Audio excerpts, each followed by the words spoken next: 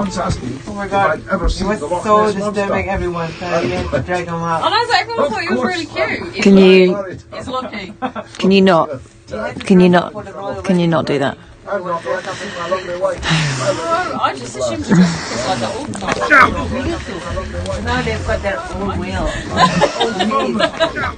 All right, okay. All right, that'll do. Stop it! All right. Okay. All right. It's like that. My mum used to put me in dresses all the time. Could you not? This is unprofessional. Sorry, don't touch my camera. Don't touch my camera, please. Don't touch my camera, please. Not touching it.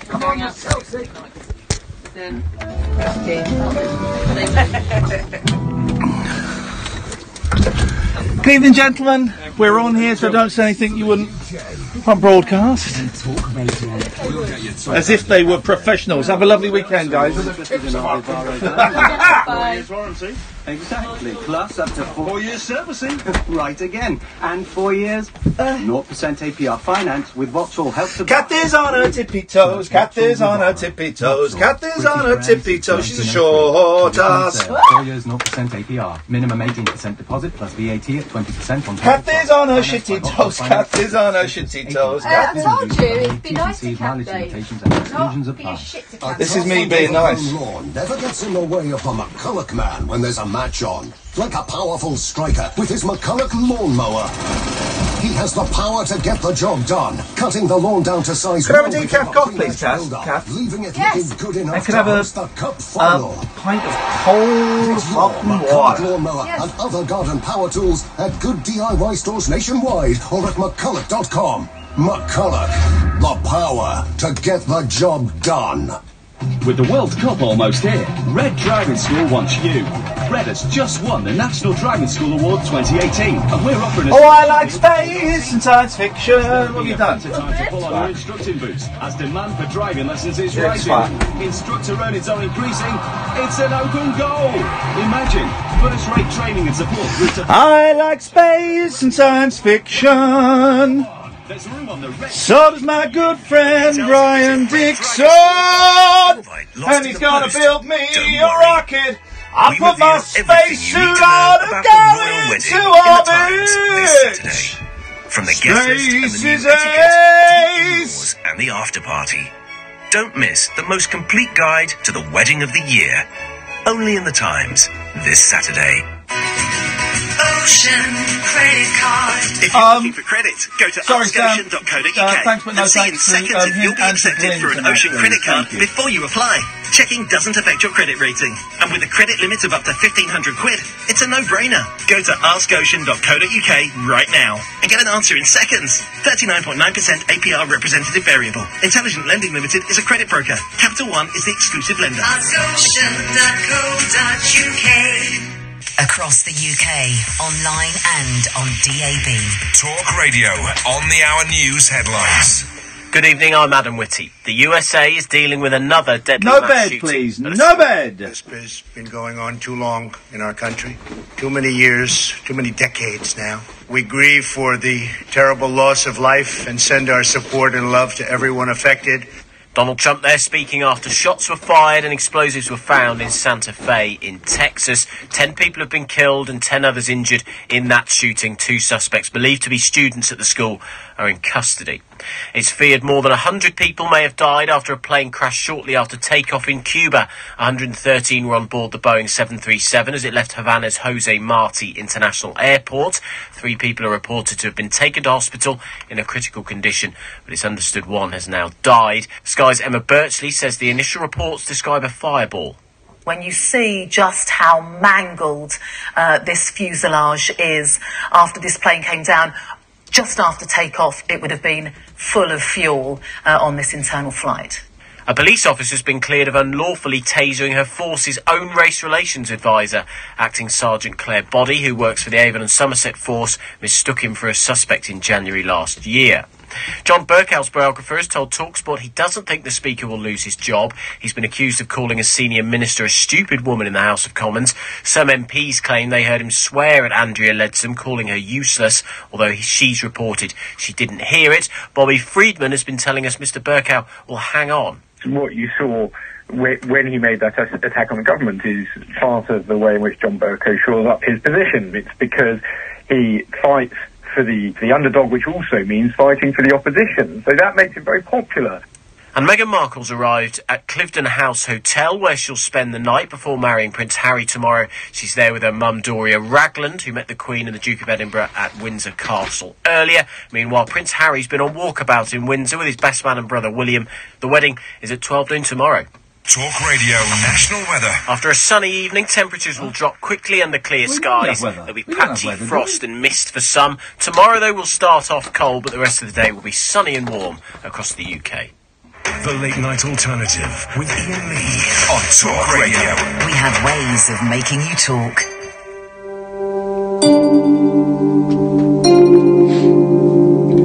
Space. The final frontier. These are the voyages of the Starship Enterprise. Its 5-year mission to explore strange new worlds and seek out new life and new civilizations. To boldly go where no man has gone before. Thank you.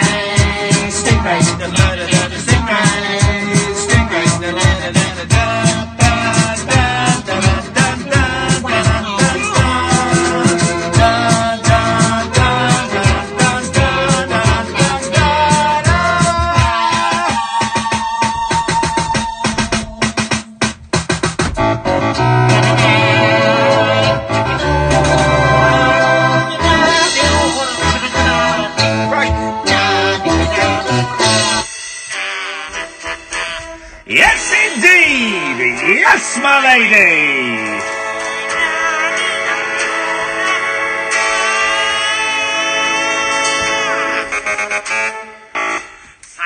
You know, I'm just tempted to play Frank Sidebottom songs all night. What other radio show in the world would kick off with Frank's sci-fi medley from the Sci-Fi EP? No one, especially not on a supposedly serious talk station that's owned by the Sun. Oh, we're all moving to a new studio. Yeah, they've been saying that for a year. Oh, it's going to be like being in a glass box. That sounds shit. I'm moving to a new studio. They've been saying that since we started here over 2 years ago. Yeah, this one's in a glass box. Yeah, it sounds awful. Oh, I don't know. I've always wanted to work in Tupperware. There we go. Make sure you burp before you go in. 0344499 1000 is the telephone number. It's Friday. We've got that Friday feeling in our pants. Oh. And that means anything goes. Pick up the phones. Give us a call. Dial up the phones. Pick up the phones. Dial up the phones. They don't dial anymore, they press. The press to play. One of Paul McCartney's most disappointing albums, 1986, I'm gonna say. There's no question, there's no hook, there's no point to any of it. This is all meaningless. But you can give us a call about anything you want. If you want to talk about the wedding tomorrow, you can. What wedding's that? Well, they've moved all of the homeless people that sleep on the streets. They've moved them all. The police moved them all about 3 days ago. And as soon as the scum went, Then important people in Union Jack sleeping bags moved in to have PP, prime position, on Pescod Street and the High Street and opposite the castle. But the homeless people, I saw footage of this homeless woman who I see a lot and I speak to from time to time. She's always very, very, very polite to me. And she got turfed out to be replaced by some foreign scum. It'd be an American that's taken her place. It'd either be an American, an Italian, lots of Italians there. Won't be a Japanese. There'll be a lot of Japanese there, but they're sensible. They'll be staying in hotels. Or someone whose entire wall is covered in pictures of Princess Diana. What? I don't want those. I feel less safe walking the streets of Windsor when there's flipping fruitcakes sleeping out there who've got a Princess Diana shrine than I would it with those lovely homeless people. They're not all lovely. You know, there's a couple that are a bit obnoxious, but most of the homeless people in Windsor are charming and polite. There are a couple that, you know, get a little bit drunk and a bit shouty and sweary, and I've had occasion to shoot them a look as they swear as I walk past with my kids, because that's not on. But you know, most of them are all right, and they're people that have fallen on their luck, and they've been replaced by they're being replaced by people who would willingly sleep on the street for 3 nights, so they are at the front, so they can see 20 seconds of a royal carriage going past them. Dear God, I saw as I was driving into work today, saw a poster on the side of a bus stop. So it was a proper thing behind the perspex. Someone had paid for it, and it was a picture. I don't quite know the exact wording, but it was a picture of Harry and Meghan Markle, who, let's be honest, are better than you scumbags. 03444991000, and the wording was something like, "Parasites are people who make you think that your life should circle around them," or something. Parasites are people that make you think that their life is the reason for your existence. It was something like that. And I thought, oh, that's bold. That's a bold. Someone's paid for that.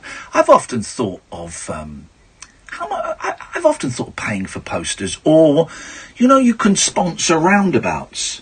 I've often thought of sponsoring a roundabout and just putting rubbish up there, you know, but just putting nonsense posters up there and things like that. What's the going rate for sponsoring a roundabout, do you think? I think it depends where the roundabout is. That's a good point, Catherine. You know, you go Milton Keynes, they're 10 a penny. Literally. London, primo roundabouts. Yeah, I do think. Anyway, I sort of live in Windsor. The family live in Windsor. I live in Slough for now. But I'm going to Walsall tomorrow to a retro game event. I'm going to be talking at 1 o'clock about, like, some TV shows I did about video games. And then the rest of the day, I'll get there about 12, half 11, 12. I'm going to spend the day playing video games. So I'm going to do. And then I'll be there for a bit on Sunday as well. Just playing old video games. I can do that. I can do that. And I'm doing, this is a freebie. They put me up in a hotel, but I'm doing it for free, just for something to do. I hummed and hard about this for ages, because, you know, I hate things. Yeah, with people. I hate things with people. And someone was kind enough, Paul Davis was kind enough to ask me ages ago, and he said, bring your kids if you want. And I said, let me think about it. And he kept emailing, just check in. I was going, yeah. And then I went, yeah, I'll do it. And I went, no, I won't. I don't want to do it. And then a couple of weeks ago, I went, yeah, do you know what? It'd be something to do, wouldn't it? If I don't like it, I can always just go home, can't I? Well, once you've done your bit, once I've done my bit, I'll do my bit. So that's tomorrow at in Walsall. So if you want to come to that, yeah, sure, whatever, I don't care. I always used to confuse Walsall with Warsaw. Don't do that. Well, no, I did. I thought they were the same place. Until about 5 years ago, I thought they were the same place. And I found it very, very confusing. It's because you people don't speak properly. Well, it's true. But I've got it right now. I know which one's which. So tomorrow I'm driving to Poland. The joke's going to keep coming, guys. They're going to keep coming thick and fast. 0344 499 1000. I should just say as well, I've been thinking a lot. Twitter's been strange today. Someone called me out on Twitter. Someone called me out. There was this programme on last night, 10 o'clock on Channel 5, Me and My Mental Health, or Me and My Mental Illness. It seems to have two different things. And I was in it, and Tricia was in it, and a couple of other people were in it. And, it talked about taking drugs and suicide and all that all the fun stuff. And I had a barrage of supportive... Hang on. Oh, that neck. Thanks, Kath. I had a barrage... Oh, that neck. That telly's still on, isn't it? I had a barrage of supportive texts. Tweets. Which means that you're going to get something nasty any time. No, I've had some. I'm getting to that. Yeah. So a lot of people saying, great, thanks very much. A few people emailing me, telling me books I need to read and medication I need to go on and all of that stuff, which is, great, thank you. But then there were one or two thoroughly unpleasant people. There's one guy, because the story came out that there's a little bit of sexual abuse when I was a kid, a little bit, nothing massive compared to other people. It was over a very short period of time. But so there's one guy on Twitter, when that came out, said, I know this may sound controversial, but I always thought that once people got tired of Iain Lee crying, he'd come out with something like this. Wow. For attention. If I'm wrong, I apologise, but that's like, oh, dude, all right, man, yeah. Because that's the kind of attention I want. I want the attention of people thinking I was touched up as a kid. It wasn't touched up, it wasn't quite like that. But that's the attention that everyone craves. It's like when women generally, but when human beings come out and say they've been raped by someone, well, they're only doing it because they want the attention. They want to be famous. Who wants to be famous by saying they've been raped? What kind of fame is that? Loads of the women that accused Cosby got that. Yeah. Hey, just want your 5 minute. What 5 minutes of fame is that? Let's put it to the test. Can you name one? Hey, remember me, guys? I was one of the women that said I got raped by Bill Cosby. You don't remember me? Oh, crazy thing to say. So there was a bit of that. I do wonder about people that type that kind of crap. Yeah. Do they type it and then go, yeah, that's me, set up for the day, feeling good about myself? Yeah. What did you do today, Daddy? I had up at someone, pointlessly. I trolled some women who may or may not have been raped. I really put those bitches in their places. I'm so proud of you, Daddy. So there was a couple. There were literally a handful that were calling me out for hogging the limelight. But then there was one, I didn't spot it until this morning, and I blocked him straight away. Right. And it was, the first one was, because in this thing I said, I would have the simultaneous feelings of feeling like I'm a piece of SH1T and also feeling like I'm a genius at the same time. It's that dichotomy. And I didn't say that I was a genius. I didn't say that I'm somewhere in the middle. Right. And so this guy wrote, no wonder you're depressed. You're not a genius.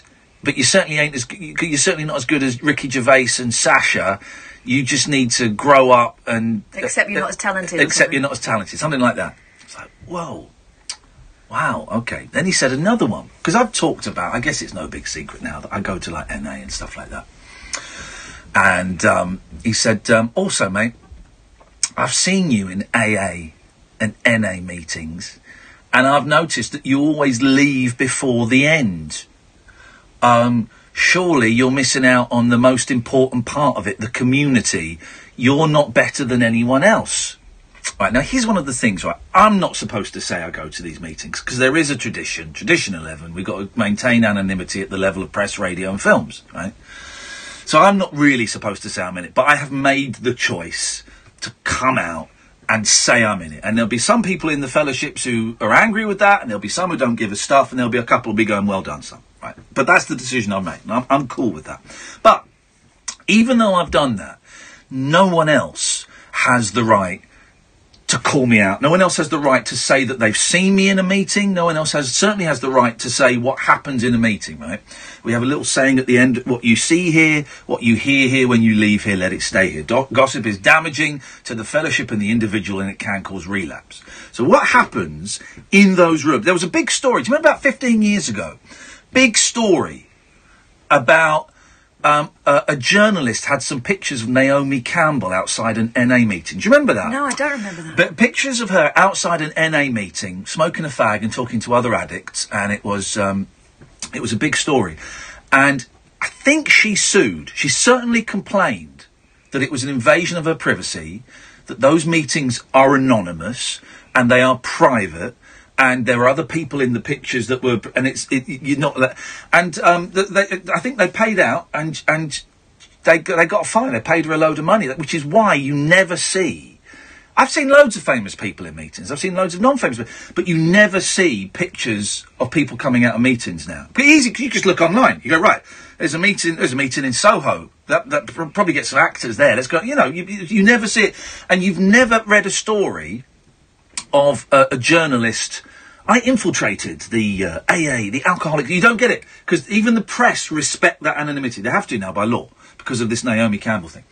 So this guy called me out, and you cannot say I saw such and such in a meeting today. You just can't do it, right? And you especially can't say, and they said this, You can't do and that. they did this. You can't do that. That's one of the sneakiest things, right? And so I blocked him, right? And I blocked him in the morning, and it was really, I was really angry. I'll block him. It's the best thing to do. But it unsettled me, really unsettled me, and I felt discombobulated all day. Well, for the next few hours, and I was thinking, I kept coming back to it, and then I went and sort of had a lunch somewhere, and then I finished the lunch, and I came out and I went, no, I've got it. No, he's bang out of order. He's broken a big rule. He's broken a really big rule, and I'm going to have him out for it. So I unblocked him, and I tweeted him. I said, I'm going to block you for several reasons. The first one is you're very rude. Second one is you're very unpleasant. Third one is no one gets to call me out for going to a meeting or my behaviour in a meeting. I do, you don't. Fourth one is I think you're a crap DJ. It was his job. And then I did a thing, mate, you should go and speak to your sponsor and just read him those tweets and let's see how spiritual they are.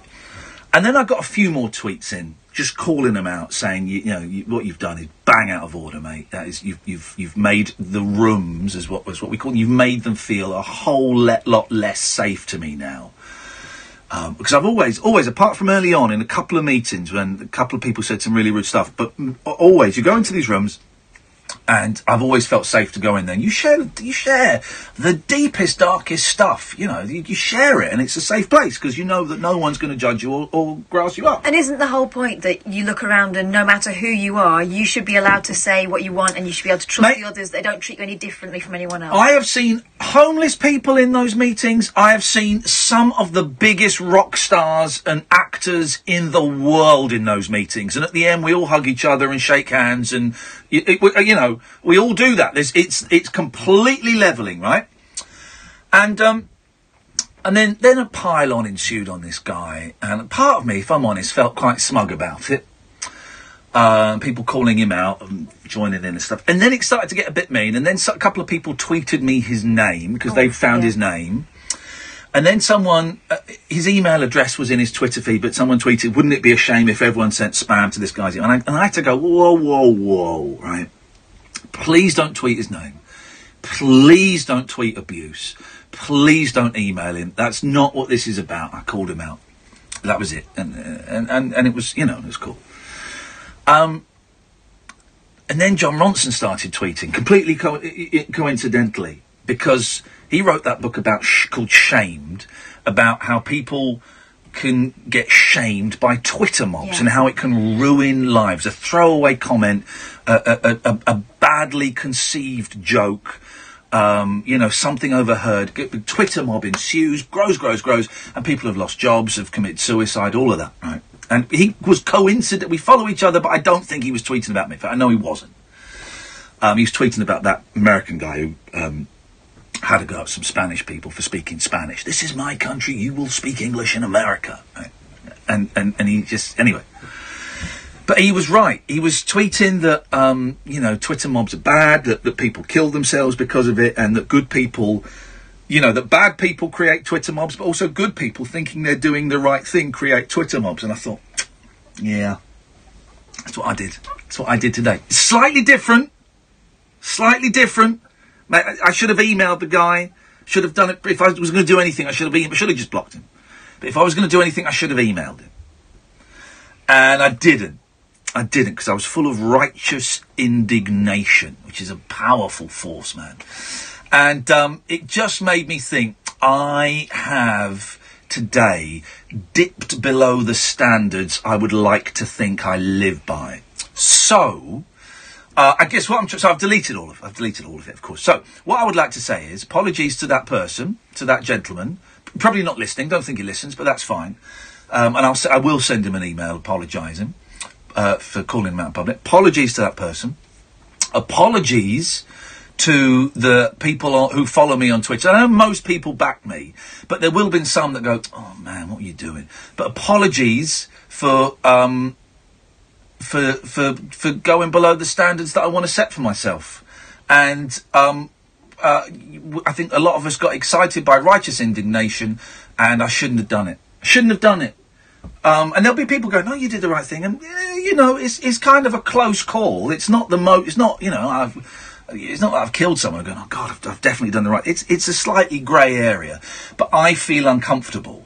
So for me, if I'm feeling uncomfortable, that means I've probably not lived by I've not followed a, let's say, spiritual path. So apologies for making Twitter a slightly dirtier place today. There we go. Although looking at I know this is a completely different thing, because this is about how you feel about your behaviour, right? So that's you. But looking at his feed as I did, because I don't normally get into your rows on Twitter. No. Mostly I haven't got time. There's a lot of them. But I pulled him up this morning, not about the meeting thing, but just about the snidiness. And I like to think I did it subtly by just tweeting him. Yeah. But, you know, people read my feeds and stuff. You're an influencer. Well, I don't think I am. But I read his feed was just always having a pop at people. Yeah. And there are some people who just do that the whole time, and because they don't get any response, they think it doesn't make a difference. Well, do you know what? It does make a difference. I'm going to send him a tweet. I'm going to send him an email during the show, apologising for calling him out on Twitter, saying that what he did was wrong and was beyond the pale and was rude and was dangerous, but I shouldn't have called him out publicly. I still want him to own what he did, but I also have to own what I did. There we go. What about that guy that sent us a picture of his penis? He did. Horrible bloke. Sent us a picture of it wasn't his dick. And then his feed is a lot of penis. Oh, it's just a penis being held down by a dildo. We've got him suspended. 03. That's the way we're going in future, just subtle. On that bombshell, 0344 499 1000 is the telephone number. Gary, Zach, Simon, stay there, become to you in a second. This is the late night alternative with Iain Lee and Katherine Boyle on Talk Radio. Talk Radio. Intelligent, organic entertainment. Talk Radio. We'll get you talking. Countdown to Brexit on Talk Radio with The Times. Know your times. The clock is ticking as the UK prepares to officially leave the European Union. Listen to the No-Nonsense Breakfast with Julia Hartley-Brewer, weekday mornings from 6:30, when she'll be joined by Times journalists to discuss the latest Brexit developments. Don't just be informed, be well informed with debate, analysis and opinion from right across the political spectrum. Countdown to Brexit with Julia Hartley-Brewer, weekday mornings from 6:30 on Talk Radio with The Times. Know your times. Cast your mind back and think. Were you ever contacted out of the blue for a pension? Oh! I don't know how to suspend advised to move your work or personal pension into a SIP, self-invested personal pension. Yes, I was. You could be due thousands if you were missold. Money Redress are trusted claim specialists in pension and investment mis-selling. They'll manage the whole claim for you on a no payout, no fee basis, so you can't lose. Text WIN to 85077. Keeping your four wheels fresh when you've got a four-legged friend can be a hairy business. Until now. Power Out Pet Mess Kit is the brilliant new product from Turtle Wax that keeps canine carrying cars clean. Whether you take your Vizsla in a van, your hound in a hatchback, or your black lab in a black cab, Power Out Pet Mess Kit is the simple way to remove the unwanted hairs and odours pet passengers leave behind. Turtle Wax Power Out Pet Mess Kit. Trusted innovation inside and out. Buy today from Halfords to get 20% off. Find your perfect pre-owned vehicle with a Mitsubishi approved used range. They come with a guaranteed service history, 2-year warranty, roadside assistance, free annual health check and a 30-day exchange plan. Plus, from the 18th and 27th of May, your local Mitsubishi dealer will be offering a £500 deposit contribution. Visit Mitsubishi-cars.co.uk. £500 deposit contribution with 9.9% APR. Shogun Finance Limited. Offer available between the 18th and 27th of May 2018 at participating retailers only. Credit subject to status. 18 plus UK residents. Okay, that's the order. You'll deliver it tomorrow then? No. Oh. We'll have it to you today. What, today? Yeah, today. Wow! Will it be like flown in by Falcon, dropped off by chopper, sped over by speedboat? No, we'll just bring it in the delivery van like normal. With free same-day delivery when you order before 9:30am, you'll be happy talking to Dulux Decorator Centre. Visit duluxdecoratorcentre.co.uk or your local store. Dulux Decorator Centre, centred on you. Free next-day delivery subject to minimum spend for non-account holders. Soccer Aid for UNICEF returns to ITV on Sunday, June the 10th, and now you can be part of a team like no other. While Robbie's England and Usain's World 11 prepare for Old Trafford, we need your support to help children in danger around the world. A penalty shootout, a bake-off or a quiz, there's loads of ways you can raise money this Soccer Aid. Join the team and help children live happy, healthy, safe lives. Get your free fundraising pack right now at socceraid.org.uk. Across the UK, online and on DAB. The Late Night Alternative with Iain Lee on Talk Radio. 03444991000 is the telephone number. Listen, line 1, I know you don't want to come on the radio. Your phone number ends 918, but it just says on my screen, doesn't want to come on, just wants to listen to the show. Is that correct? Yeah, that's right, mate, yeah. Right, okay, so I'm going to just put you back and you're going to listen to... How long do you think you might be listening for? About an hour and a half. Beautiful. Okay, thanks very much, man. I'll leave you there. Thank you. Thank you. There we go. It's a service we're happy to do. Like dial a disc. You don't seem happy to do it. Well... You've got a right mard on tonight. I've got a mard on? Yeah. You really have. That's not a thing. Yeah, you're mardy. Can't say mard on. You can say mard on. I made it up. Radio, mate. Of course you can. No, rude. Sounds rude. And now you're biting your nails. Yeah. Jeez, you make me want to puke. I'm just worried about what Uncle Rupert's going to say when he gets the phone bill for an hour and a half. Now then, you flaming glass. What the hell is this? Just go through this phone bill with me again, will you, Ian and Kit? You got the guy's on hold for an hour and a half and he didn't want to come on the radio. What the hell is going on? I'm all about the bottom line. What the hell is going on? Hello? Hello, Gatford. Yeah, what the heck is happening? Why? Well, there seems to be some sort of interference on the line there. I heard... That's you. Murdoch. Oh, sorry. Nice. What do you want, boy? Well, I kind of think I've run out of interesting things to say. Mate, that was when I was doing the Sunday night show on LBC. Yeah, laugh it up. So I wonder if you could help me with my shopping list. Okay, what, do you want me to do a shop for you? Yeah, no, just help me prepare the shopping list. Okay. Yeah, so I'll tell you what I've got so far. Yes, please do. Yeah, 2 loaves of bread. Uh-huh. Milk, 4 pints. Yes. Biscuits, drink, margarine, ham, cheese, crisps. Yes. Liver and bacon dinner. Dove soap? Soap, yeah, I'll put that down. Yeah. What does that come in, small or large, do you know? I'd go large. Yeah. Go large, yeah. okay. Hair gel, not sure why I'm buying that anymore. Mm-hmm. Grecian 2000. There was a story, wasn't there, in the paper that bigger people pay more for their clothes. Yeah. It was a controversy. And I just wondered, Gatford, do you pay less for your socks now that you've got a toe missing? No, I still need socks. Yeah, but do you pay can you get... Packs of one? Just one sock. No, I wear both pairs of socks. Okay. I'm missing a toe, not a leg. Okay, but one sock has got less toe jam. They don't stock 4-toed socks. Well, then no, not for toads. Not for toads or frogs. I'm talking about for humans. Yes. You should go on that Dragon's Den rip-off with Brian Conley. Buy It Now. It's called Buy It Now. Yeah, you should go on Buy It Now with Al Jolson. Do you seriously think there's some room in the market for that? Oh God, yeah, definitely for deviants and idiots who lose a toe. It wasn't actually. I didn't lose it. I know exactly where it is. Where is it? Bin. It's in a lab in somewhere. Do you reckon you could lose another toe? Well, yeah, it could happen. All right. Well, no, but That'd be funny, man. That'd be funny. No. Why have the phones gone mental? The phones have gone absolutely bonkers. Support for me, probably. Okay. Well, hang on a second. We'll just just stay there. Hang on. John, have you called in to support Gatford? Okay. I'll consider that one for me. All right. I'll give you that. Yeah. Angela, what have you called in to support Gatford? No. No. Oh, okay. That's one for you. Yeah. 1-0. Stuart. Yeah. Have you called in to support Gatford? No. Oh. 2-1 to me. 2-1 to you. Yeah. I'm writing this down. Simon. Yeah. Have you called in to support Gatford? Is it Gatford or Gapfoot? Oh! Pwned you there. I'm calling that support for me, though. To be Okay, fair. 3-2, 3-1, 3-2. No, 2-all. Come on, that was mine. Zach? He about my name. It's Zach, have you called in to support Gatford? No. There we go. That's 3-2. Yeah, okay. Mystery caller that doesn't want to come on the radio but just wants to listen. Are you silently supporting Gatford or not? Nah. I like that guy. We don't even know his name. Doesn't matter. We don't.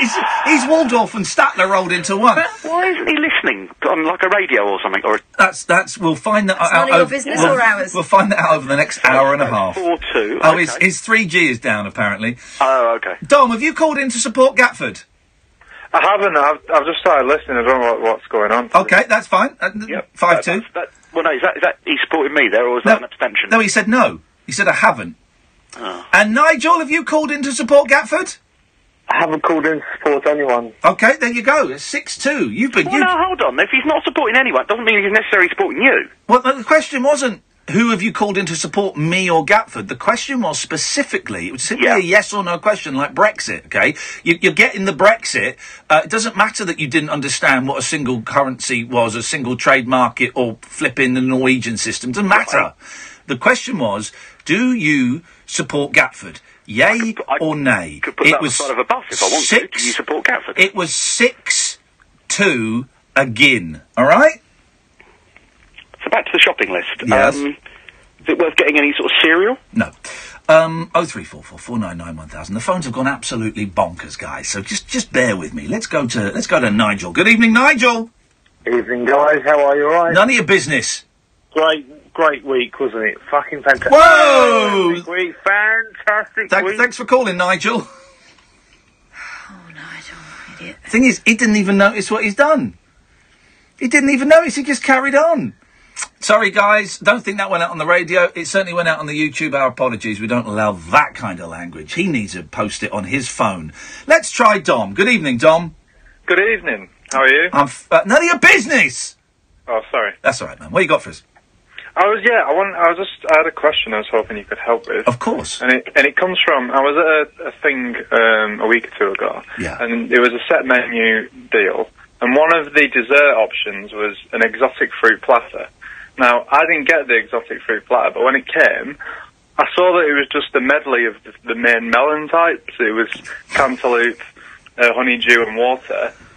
And it got me thinking, is that still... a melon still considered an exotic fruit, or have they slipped into ubiquity? And therefore, what is the least exotic fruit? Well, hang on. Well, where are melons grown? Well, that's the other issue. You look at the definition of exotic online, and there's two. There's one that implies it's simply from a far away place, and the other that it's somewhat unusual. Okay. Well, where are melons grown? Where's a cantaloupe? Cantaloupe. I know you can get watermelons from Italy. Right. Okay. Was there watermelon served? There was watermelon. Okay. Where does a cantaloupe? A cantaloupe. Sounds French. Well, no. Well, but then that makes me think it's African. Why? Because they speak French in Africa, certain parts of it. I don't know if you know your history. French in Canada as well, but they're not growing them there. No, I know, but you are right. Yeah. I am right. Yeah. You're South African, aren't they?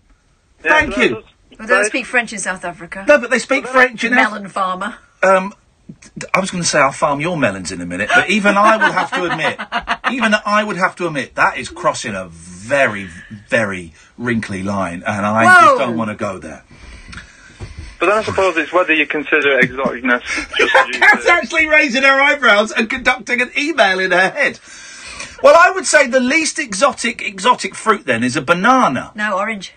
No. See, I think bananas were once exotic. Yeah. Like, post-war, it's dead exciting to get a banana, wasn't it? Yeah, but now they're all over the place. Yeah, that's what I'm saying. I reckon if you could get a Big Mike banana rather than a Cavendish, then you'd be talking exotic. No, but you asked what was the least exotic fruit. Yeah, I think... And I'm saying it's a banana. I don't think a banana counts as exotic anymore, that's my point. No, but... That's what... Jeez, Isn't that what the point is? Doesn't he understand his own premise? I thought you were saying melons didn't count as exotic, and that so they were not very exotic fruits. Yeah, that's what I'm saying, yeah. Yeah, so... I would say an exotic fruit that is less exotic than a melon is a banana. No, I would agree. Yeah. What I'm saying is, disagree. I wouldn't consider either to be exotic anymore. No, yeah, exactly. Right. Thank you. Yeah. That's what we were going for. Well, what would you consider to be an exotic fruit? Kumquat. Kumquat's pretty exotic. Yeah. Kumquat, mate. No. I ate some exotic fruits in the jungle, and I'll be honest, they all tasted like arse. What was the most exotic fruit you had? There was one called a chocolate fruit that was supposed to taste like chocolate, but the one they gave us a lot of fruit that was off, and the one we had was way off, and it burnt your mouth like acid, and you swallowed it, and I was the only one that ate. Well, no, there were 4 of us that ate it. The others looked at it and went, "No, I'm not having that." And, and it gave us the trots. Gave us the steaming trots. There's the chocolate. Yeah, well, milk, lemonade, round the corner, chocolate's made. And, it was disgusting. But anyway, I like, there's nothing better. John, would you consider this exotic a fig? Fig? Do you know what? We've got figs going in our back garden back home. Where do you live? Greece? Bolton. Okay, thanks very much indeed. Good work, Dom.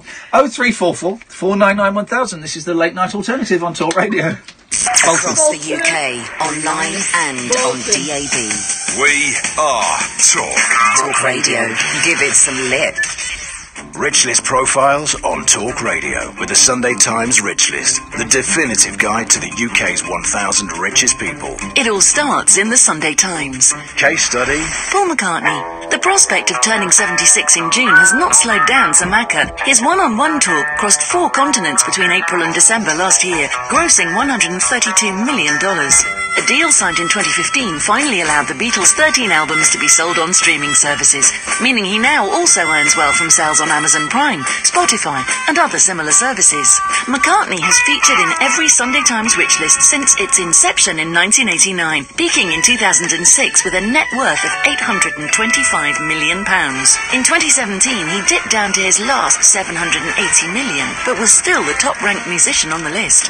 Rich List Profiles on Talk Radio with the Sunday Times Rich List, the definitive guide to the UK's super rich. Subscribe to award-winning journalism at thetimes.co.uk. There are some bad words you can't say on the radio, like and. However, there's one word you can say that Jaguar find very offensive. Humdrum. From its eye-catching aerodynamic design to that unmistakable Jaguar roar, the Jaguar XE is anything but humdrum. Starting from just £289 per month on Jaguar personal contract hire. Only £289? That's great. Find your nearest retailer at jaguar.co.uk. Jaguar, the art of performance. Initial rental £3,446. 24-month term. Subject to status. 10,000 miles per annum. Mileage and return conditions apply. Offer ends 30th of June. Available at participating retailers only. Visit jaguar.co.uk. Why, hello. It's me, Dracula. Relax. I don't bite much.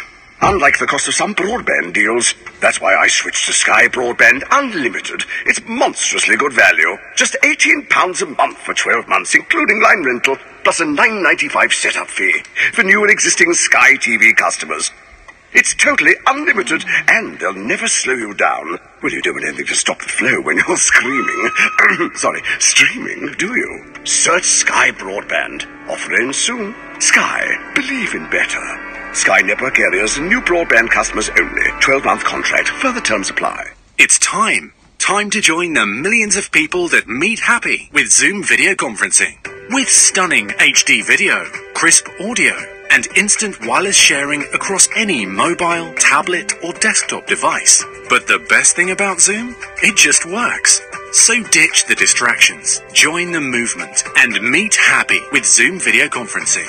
Visit zoom.us to set up your free account today. That's zoom.us. Zoom video conferencing. Across the UK, online and on DAB.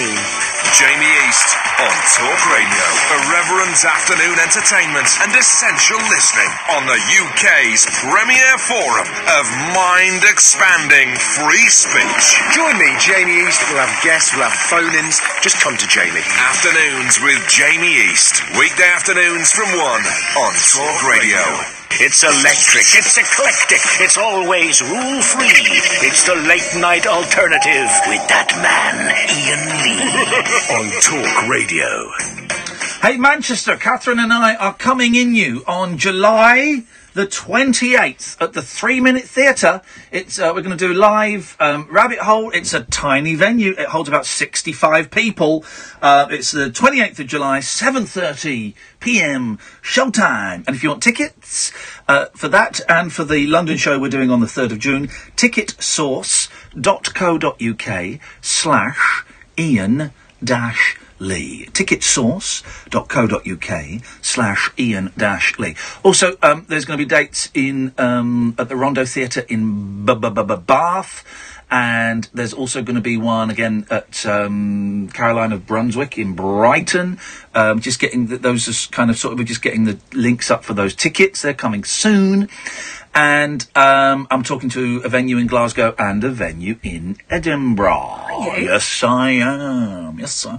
Oh, yes, I am. So, yes. Oh, yes. 0344 499 1000. Are you enjoying yourself, anonymous listener? Yeah. Thank you. Let's go to Angela. Hiya, Catherine. Ian and Catherine, I should say. But Catherine don't mind. I love it. No, Catherine don't mind. Ian do mind. No, Ian don't mind. Ian gentleman. Why Ian talking like this? Angela talk like this. Ian talk like this. Ian taking piss.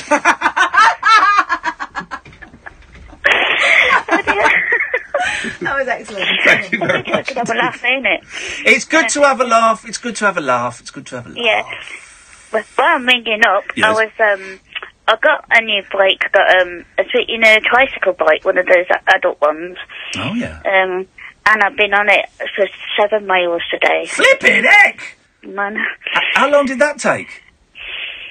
I'd say about an hour and a half, ain't it? Up and down and up and down. You just went up and down that side, the front of the house. No, I went to Mum. Then your mum called you in for tea and you had to stop. Yeah, about right. Now I went to see Dave's mum. Yeah. Dave's mum. Yeah.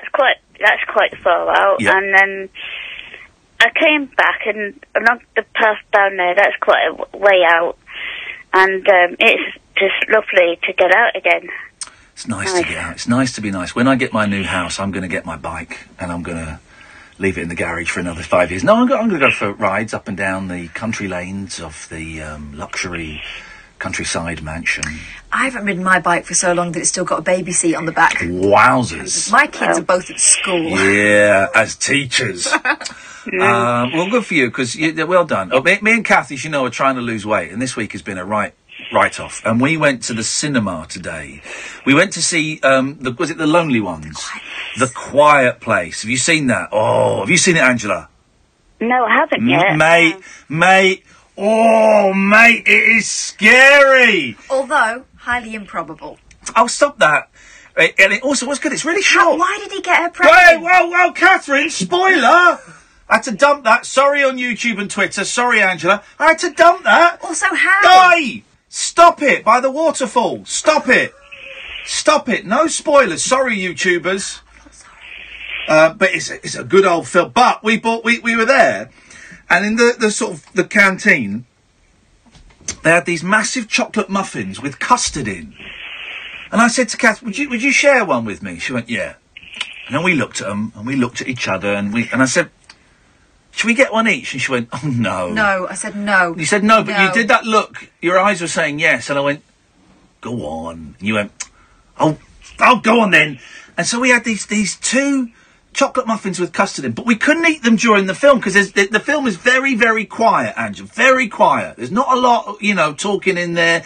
The music's very low key. It's very tense. So we couldn't eat it because you couldn't rustle the bag or have a good nosh down on it. Couldn't have a chomp on it. Couldn't put it in your mouth and have a. You know what I'm done. All right, stop that. Come on. But I took my shoes off in the cinema. That was nice. That's nice. Yeah, it was nice, That's actually. living, Angela. Yeah, I took my shoes off in the cinema.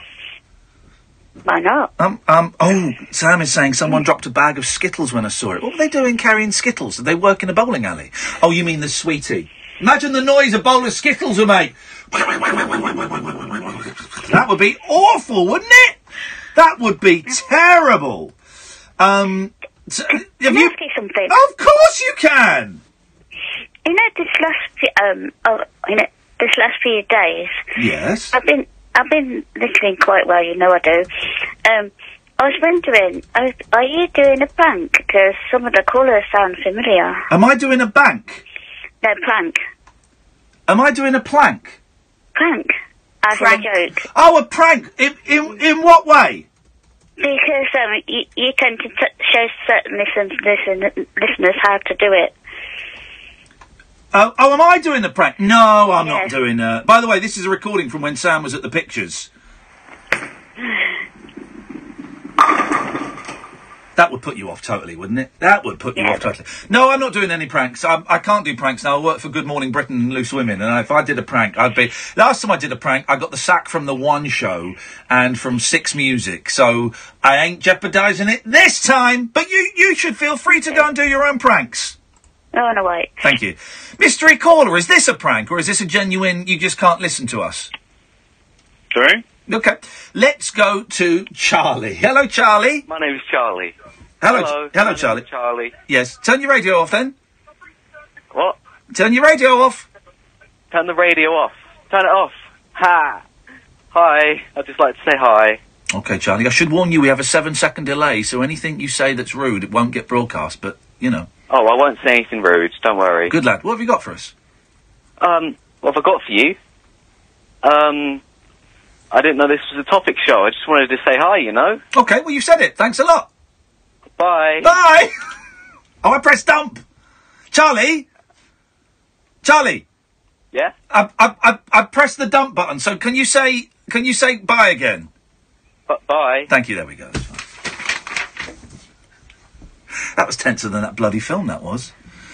Let's try loads of calls. People have been waiting for ages. I'm really, really sorry. Let's try Stuart. Good evening, Stuart.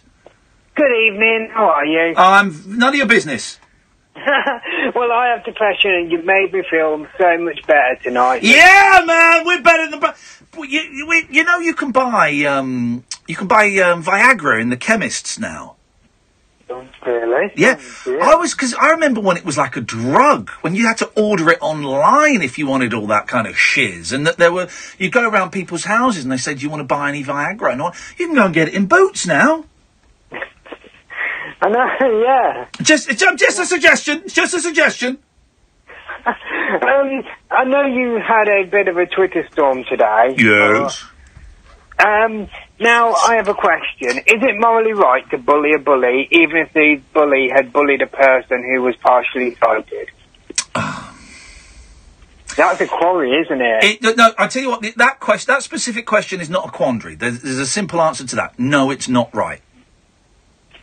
Okay, then I'll need to make an apology right here, right now. Well, no. Okay, well, hang on a second, Stuart, because it's not right to bully a bully, and I rightfully called someone out today, but then I think it turned into bullying. And during the last set of trails, last set of adverts, I sent an email to that person saying, I apologise for my behaviour. That was out of order, but I really think that what you did was also out of order, and you should have a think about it. But I'm apologising and owning my part of it. So I've done that.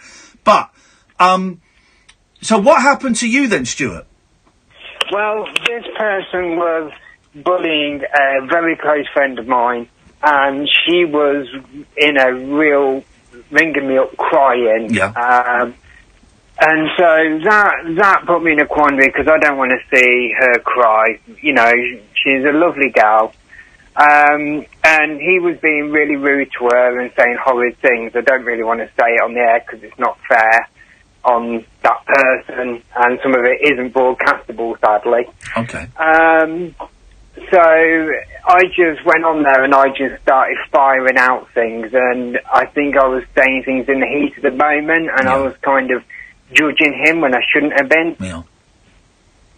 So that is part of it, and I went off the rails a little bit, and even when he said stop, I didn't. How do you feel within yourself about it? Try and switch off your brain and kind of focus your attention on your chest.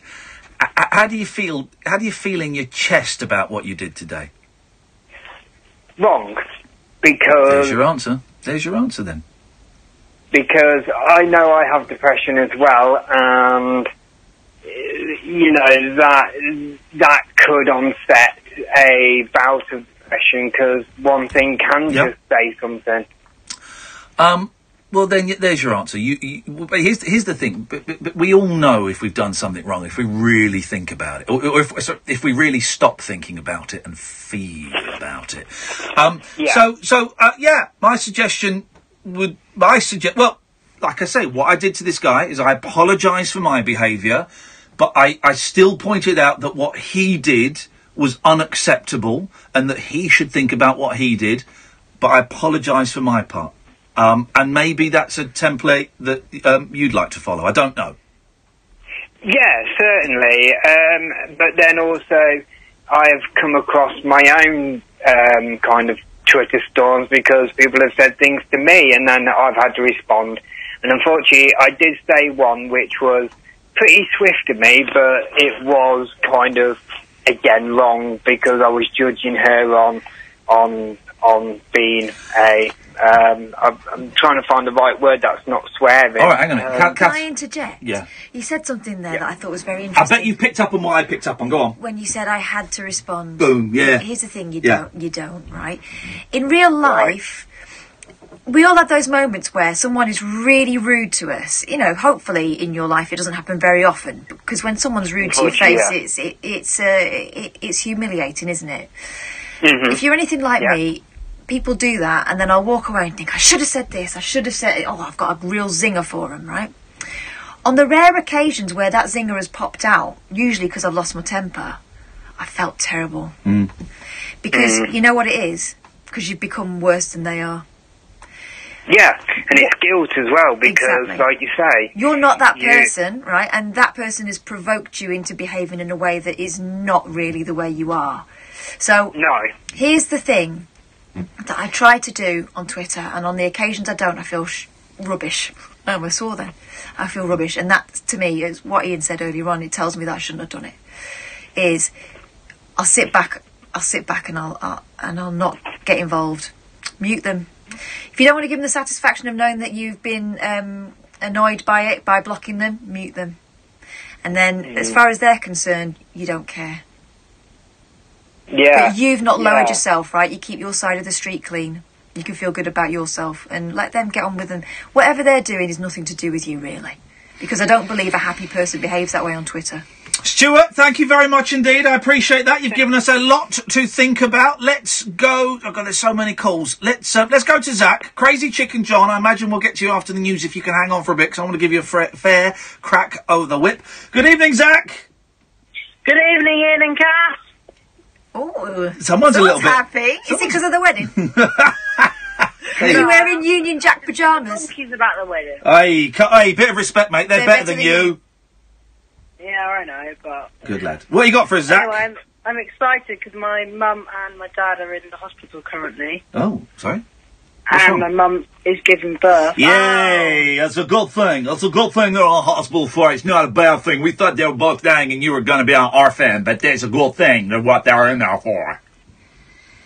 Congratulazianos. It's Italian for well done. It's going to be weird. It's going to be weird. Yeah, it will be. It will be weird. No, it will be your brother or sister. There's no way to speak about a young baby. Well, it's going to be a sister. I know that already. All right. Well, she will be weird then. Yeah. Yeah, man. She's going to be like well weird, isn't it? Well, I'm already a lot to handle, so 2 is going to be a bit difficult. Well, Your old news, mate. we wish you the Merry Christmas. We wish you the Merry Christmas and a happy baby. What are you going to call it? I don't know. Well, you must have got some brilliant nicknames for it already. I don't care what they're going to call it. What are you going to call it? Baby. There we go. That's the best thing you can call it. Congratulations, Zach. Well done. Welcome to a whole heap of life where you're not the most important person anymore. Did your eldest name your baby? Do you know, I can't remember. I know that my nephew Dylan, who would have been 5 or 6, wanted to call the youngest one Stromboli. My eldest wanted to call the baby Tangerina. There we go. Exotic. Crazy Chick and John. Mysterious anonymous caller. You staying on over the news? Yes, please. You're very welcome to, mate. How do you rank tonight's show? What would you give it out of 10? 6.5 so far, I'd say.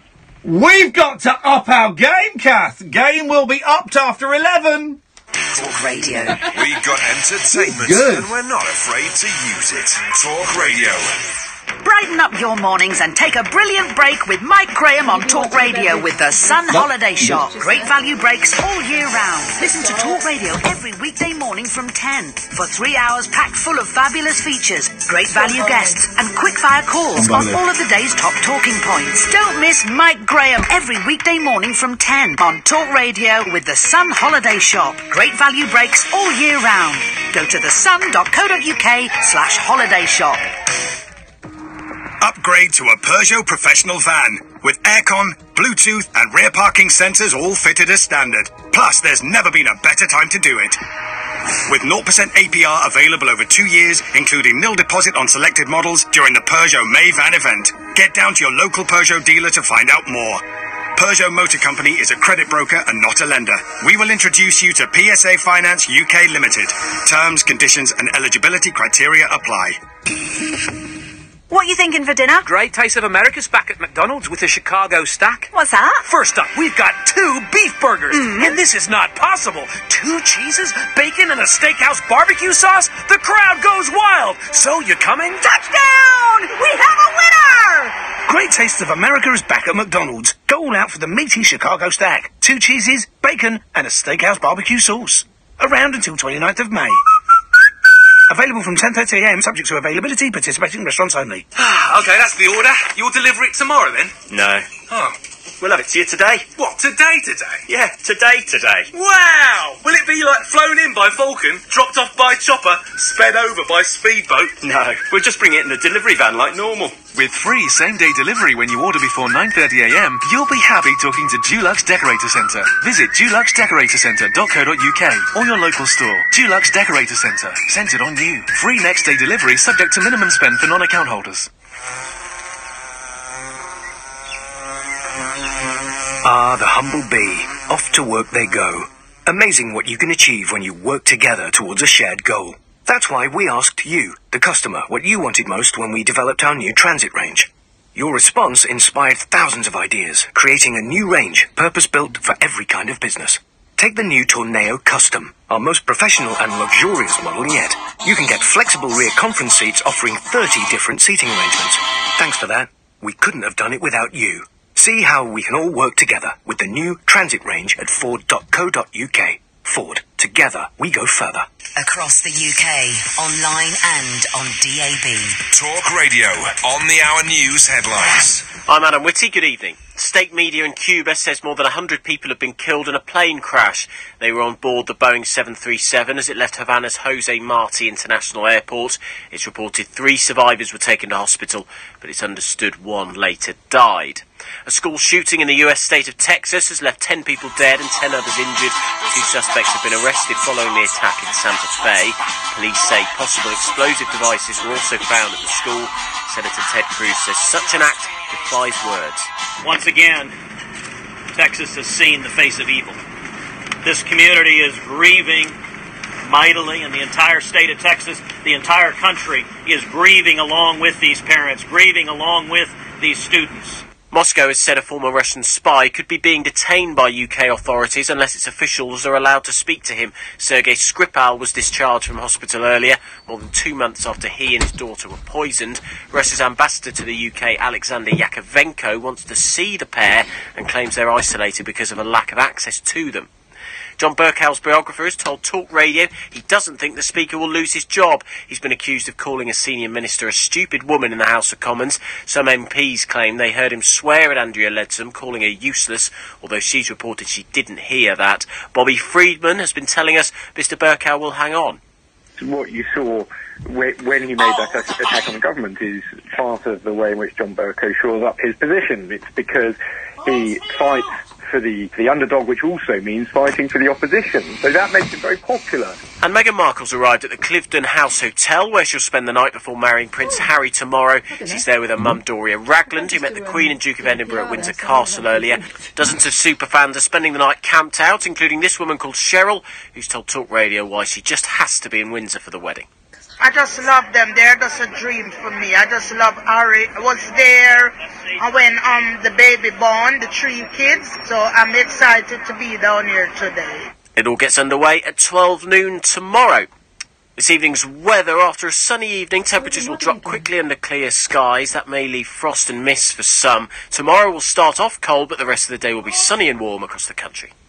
The Late Night Alternative with Iain Lee on Talk Radio. We have ways of making you talk. He's not singing on this EP. He ruined me last one. Thank you.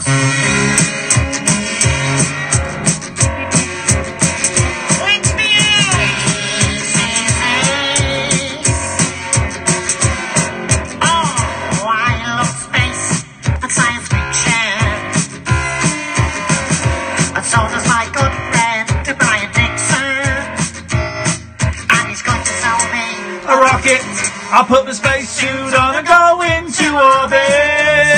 Oh, space is ace. Oh, hang on. There we go. Like that. I'm trying to find this. I can't find it. I'll contact an alien race. The very first doctor up tea with E.T. Oh, brilliant. Well, Frank. Let me out! Oh, space. Let me out! Oh, lads. Oh, Frank, what do you want now? Hey, I was wondering, could I come to space with you, Frank, please? No, you can't come. Why not? Because you just would not appreciate it. You know, because everything in space is absolutely fantastic. I don't believe you, you know. And if you don't believe me, I'll show you my photographs when I get back. Brilliant, isn't it? Space is moving. Oh, space is moving. And I wouldn't come in your name because he's absolutely bobbing. Oh, space is it's really ace. Thank you. Oh, I miss Frank. Sam's looking absolutely bemused. What the hell is that rubbish? Bobbins. Bobbins. Oh, poor old Frank. I tell you what, the song I'm trying to find. I haven't got it on my computer and I can't find it on iTunes. So has someone got Frank from the Spaces ACP, from which that comes, singing Roger Robot? I can't find Roger Robot. I've got Robot Frank, but there's a song called Roger Robot. How does it go? I built a robot, but it's not quite finished yet. I built a robot, but it's not quite finished yet. I built it in my spare time. I call it Roger like the boy next door, the same name as his dog. Oh, Roger Robot, you're on my mind. Something like that. Can someone find Roger Robot and send it to me? I want to play that. Otherwise I have to play Oh Supermum later on, which is just... it's just a joy. 0344 499 1000, the late night alternative. My name is Iain Lee. You may have seen me on the television stealing strawberries and eating a pig's vagina. Katherine Boyle, you won't have seen her doing those things, but she does both of those things in her spare time. And I have been on telly. You may remember me from Look East, a story covering the fact donkeys, that Sadie the donkey was trapped in a field. That's where you recognise that voice, guys. And we do the show Mondays to Fridays, 10 o'clock at night till 1 in the morning. You can listen on Talk Radio on DAB, download the app, or go to talkradio.co.uk, and we do a daily best of podcast, sometimes a couple of podcasts if we have a good guest, like the Nico podcast, that interview, we put that out as a separate podcast, as well as a best of, and they come out the next day. So tonight's best of will go out on Monday evening. If I can be bothered. I know. Been slacking a bit recently. Yeah, it'll go out Monday about 8 o'clock, something like that. You get it on iTunes or your usual podcast thing. Hello, Crazy Chick. Hello. Hello, Crazy Chick. Hello. Hello. I want to speak about, obviously it's Mental Health Awareness Week. Yes. And I wanted to speak about the stigma that comes with mental health. The stigmata? The stigma, sorry, yeah, the stigma. Yes, go on. Yep. And I have bipolar, EUPD traits and psychosis. Oh, you got a good collection there. Yeah, a bit Nice of a mix work. there. And I wanted to sort of mention what happened recently. Yeah. I'd fallen off my bike. Uh-oh. And I'd hurt my ankle. And I'd left it 2 weeks walking around on it. Because I don't like lots of fuss and stuff. No. But it was so painful in the end I went to A&E. Yeah. And, sick gone through and what have you, and the triage nurse and what have you. Yeah. They asked if I was on any medication, and I said, well, yeah, because I've got bipolar. Yeah. The attitude changed straight away. Okay. They didn't take me seriously at all. Even though my ankle was ballooned. Yes. They didn't seem to. They just. Sorry, they thought it was all in my mind. Right, even though there was physical evidence that your ankle was swollen. And they saw the physical evidence, did they? Yeah.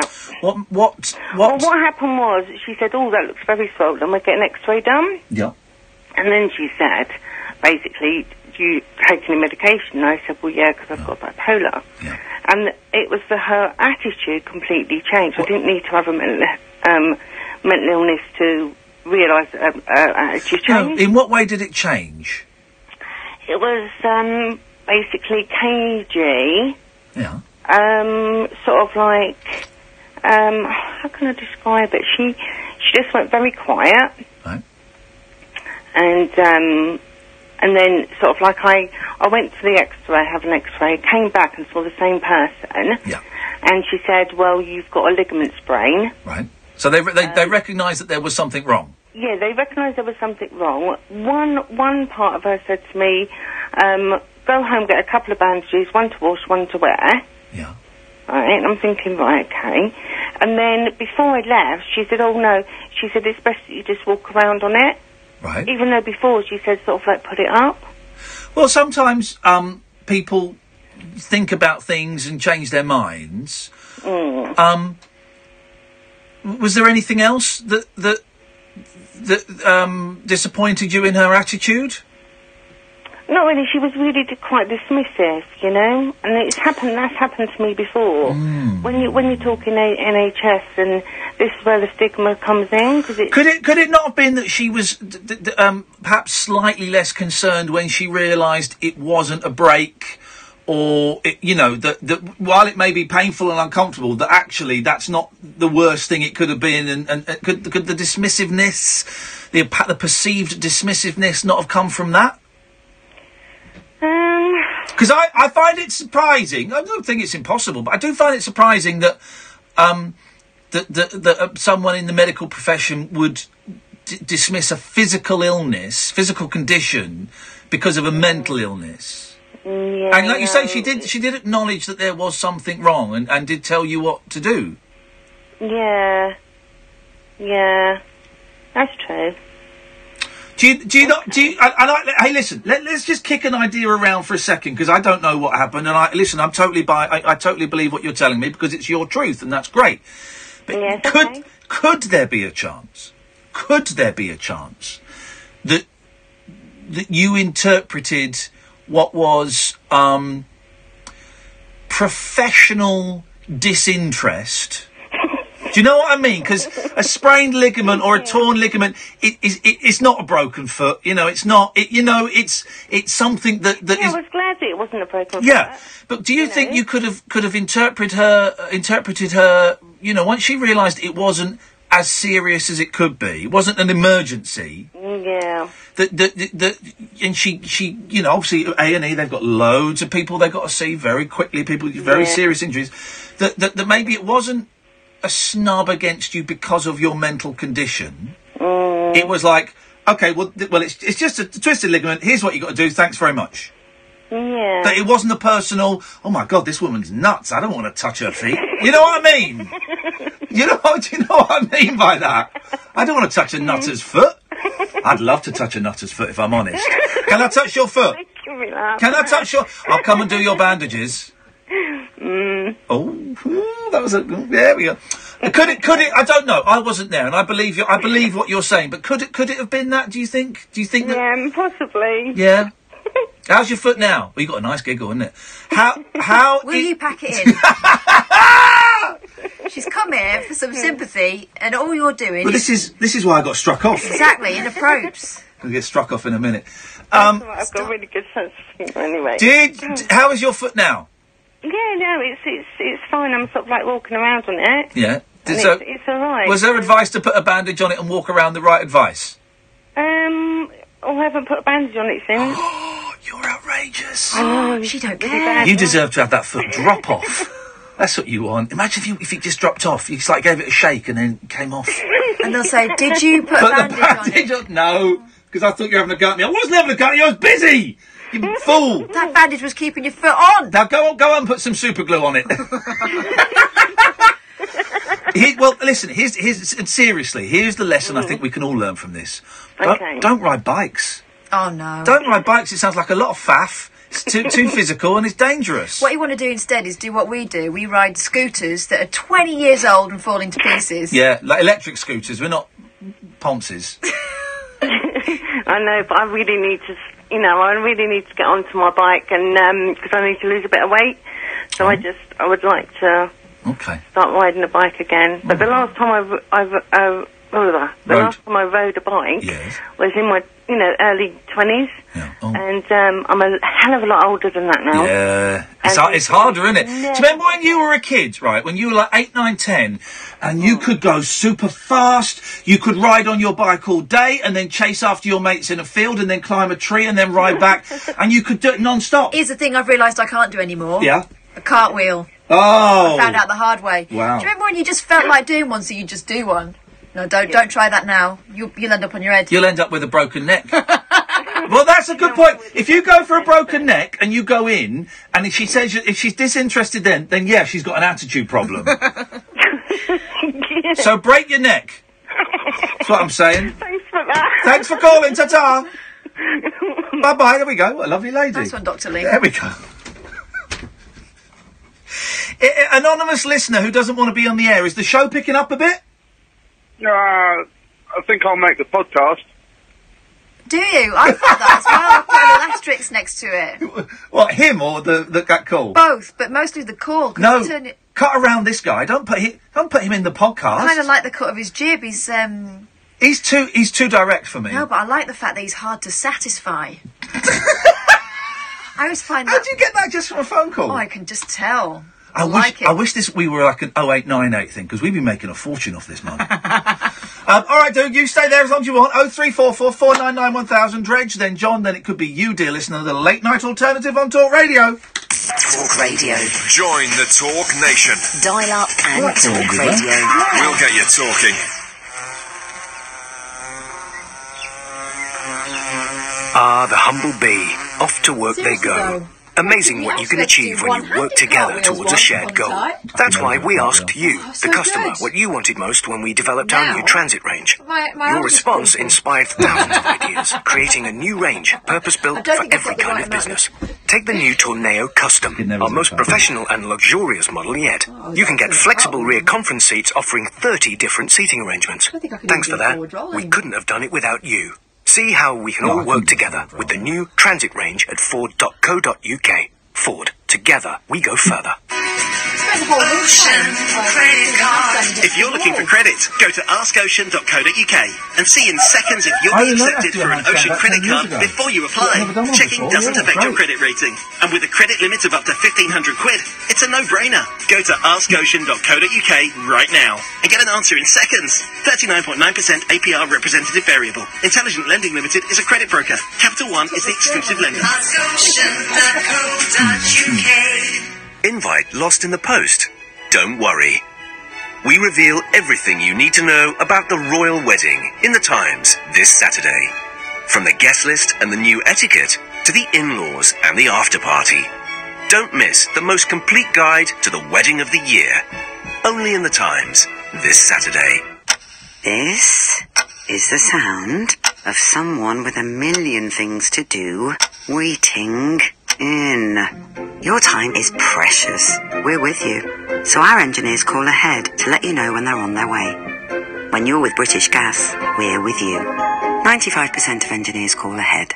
Soccer Aid for UNICEF returns to ITV on Sunday, June the 10th. And now you can be part of a team like no other. While Robbie's England and Usain's World 11 prepare for Old Trafford, we need your support to help children in danger around the world. A penalty shootout, a bake-off or a quiz. There's loads of ways you can raise money this Soccer Aid.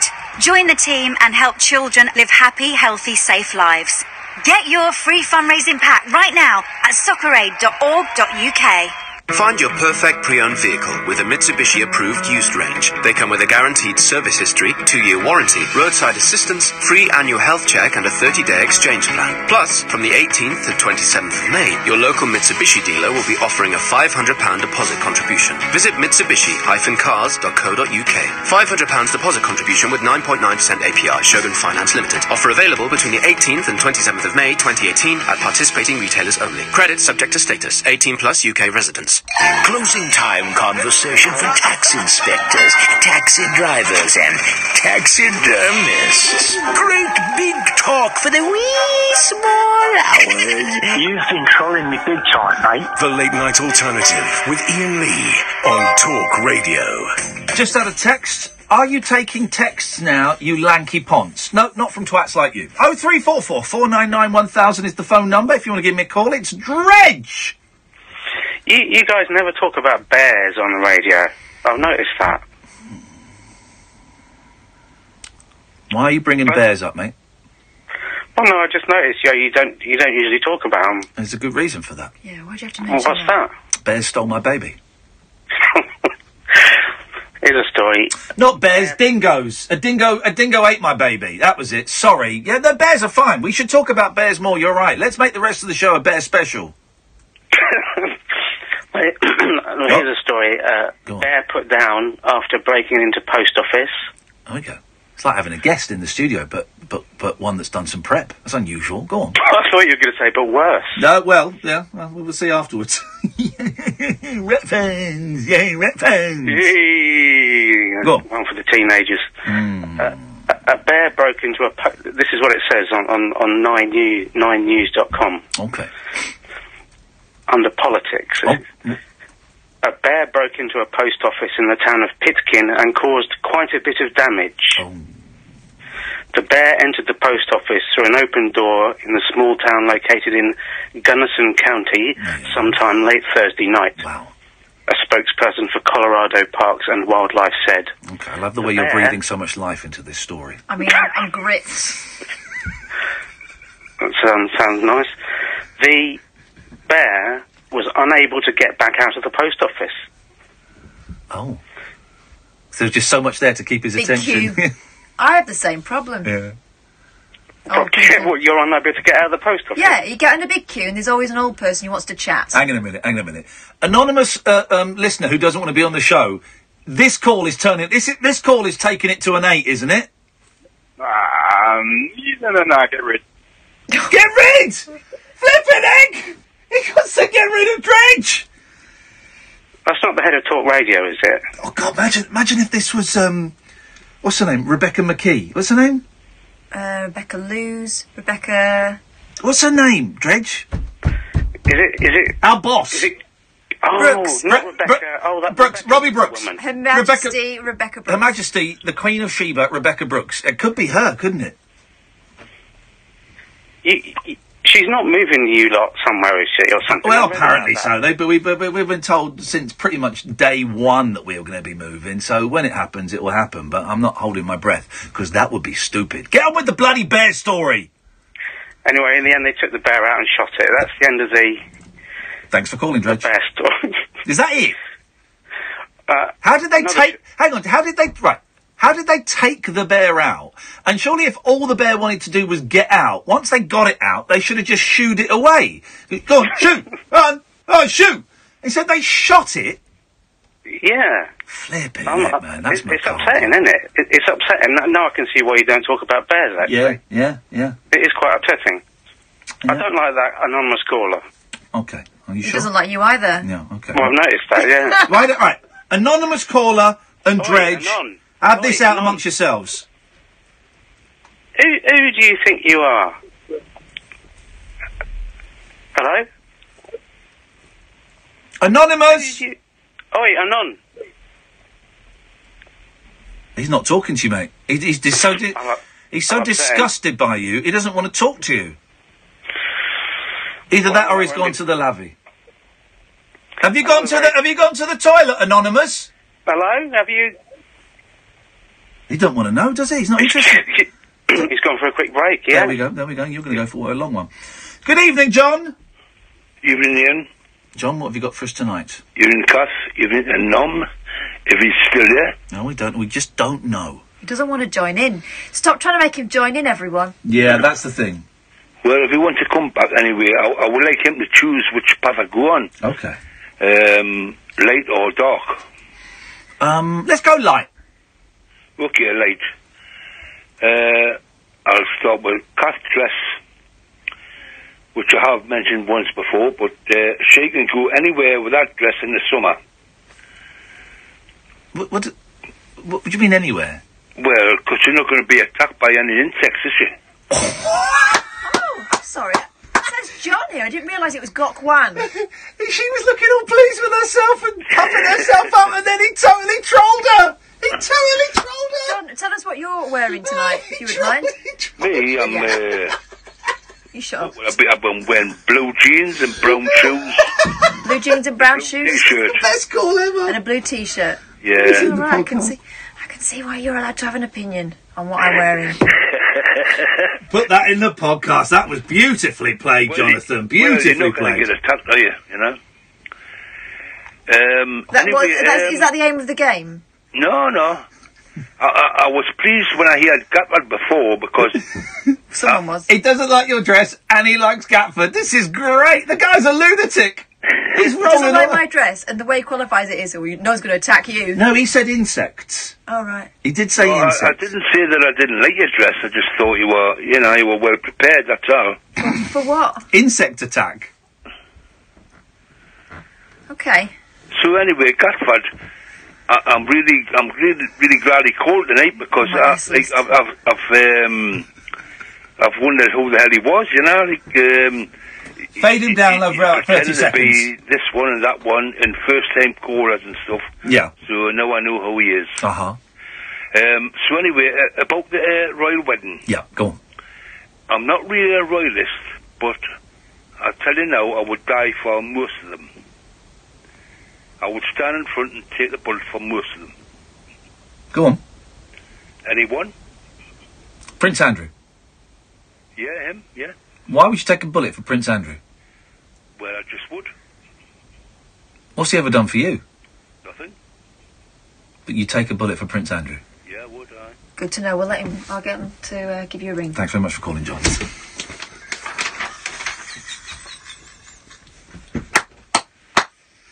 Oh, man! Honestly, my S list, I'm going to have to get a ring binder. Buy my ring. Flipping heck, Ian. Want you to bind my ring. Bind my ring. It's anything that's not been done to your ring, isn't it? Bind my ring. Oh, they did, though, didn't they, when they got rid of the... They did when I had an anal fissure. I had to have my anus sewn up. That's a true story. It's the most painful thing ever. You know when you had the hemorrhoids? Yes. Did they tie them off like a lamb's tail? Yeah. God. But they did it in front of students. because they were so extreme. No, just... This is a good one. I had piles, right? I had piles. I've got another one. Another one's just popped out. Oh, man. There's only one, and it's not bleeding. So what happens is the last taboo.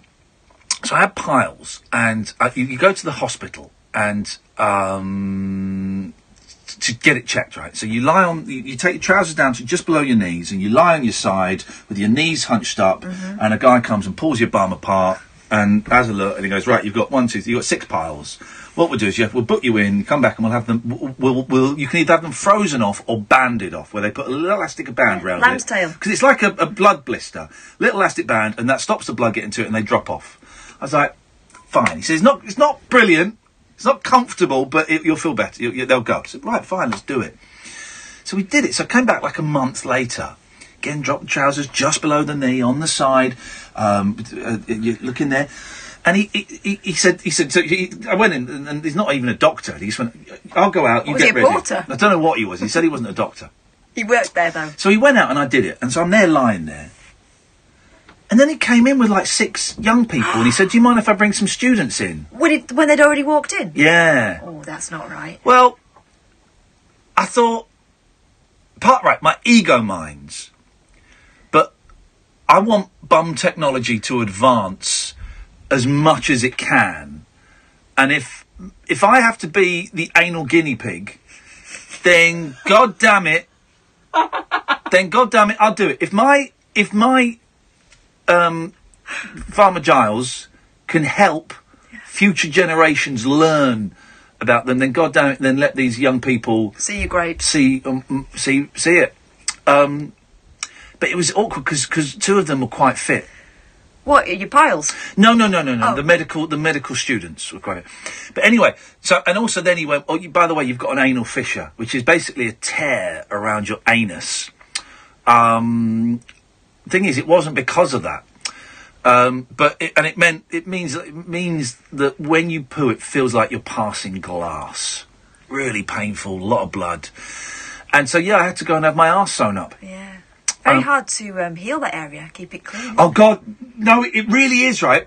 And what the guy said to me, he said, don't worry, they can do it's a general anaesthetic, but you'll be able to go to work that night if you want, right? I was like, okay, brilliant. So I didn't take the day off. I was on absolute. I didn't take the night off work. And I went in the morning, and about 11, you go in, there's a general anaesthetic. I'd never had a general anaesthetic before. Bear in mind, I was about like 7-8 years clean here, so I hadn't had anything. And they give you general anaesthetic. It wasn't gas. It was 2 injections. Mm-hmm. The first injection, she said, you might feel a little bit drunk. Oh, man! My eyes were like darting. And it was like I was pilled up and my eyes were darting. I was thinking, oh, baby! Whoa! And she said, I'm about to give you the second injection. I was going, no, don't! This is great! Honestly, gave me the second injection and suddenly you're out. There's that thing, they count back and you get to 8. And so it's gone. And then the next thing you know, it's the deepest sleep. The next thing you know, someone's going, Mr. Lee, time to wake up. I was like, I don't want to wake up. And then you're just like on a ward, like a day ward. You're not meant to stay there. And you're sort of wearing like a nappy, right? And flipping it, my arse was sore. And she said, right, you've got to just lay on your side. Maybe I was on my back. She's got to lay down for a couple of hours. You can't move for a couple of hours, right? And she said, have you got anyone coming to pick you up? I went, no. I was told I could go home on my own and go, I'm going to work tonight. She said, I don't think you are. So I was lying there for about 4 hours. I was in agony, right? And I had to get up and go for a pee. And she said, just be careful when you get up. There might be a little bit of discharge. Oh, God. Right. So I got up and I went into the toilet, Ace. Right? I was all over the place. I was having a pee. And just like this juice was dripping out of my bum. Juice. Horrible juice. Bum juice was pouring out of me all over the floor. I hope you're looking away and heaving your shoulders because you're crying, not laughing. It's laughing, isn't it? It's laughing. You're laughing at my bum gravy. Yeah, okay. Well, that's okay. That's okay. So it's the last taboo. And so I went back and I cleared it up as best I could. Oh, God. And I went back and she said, are you all right? I said, yeah, I'm fine. She goes, are you well enough to go home? If my wife came, I said, yeah, no, I'm fine. I think, I don't want to go home.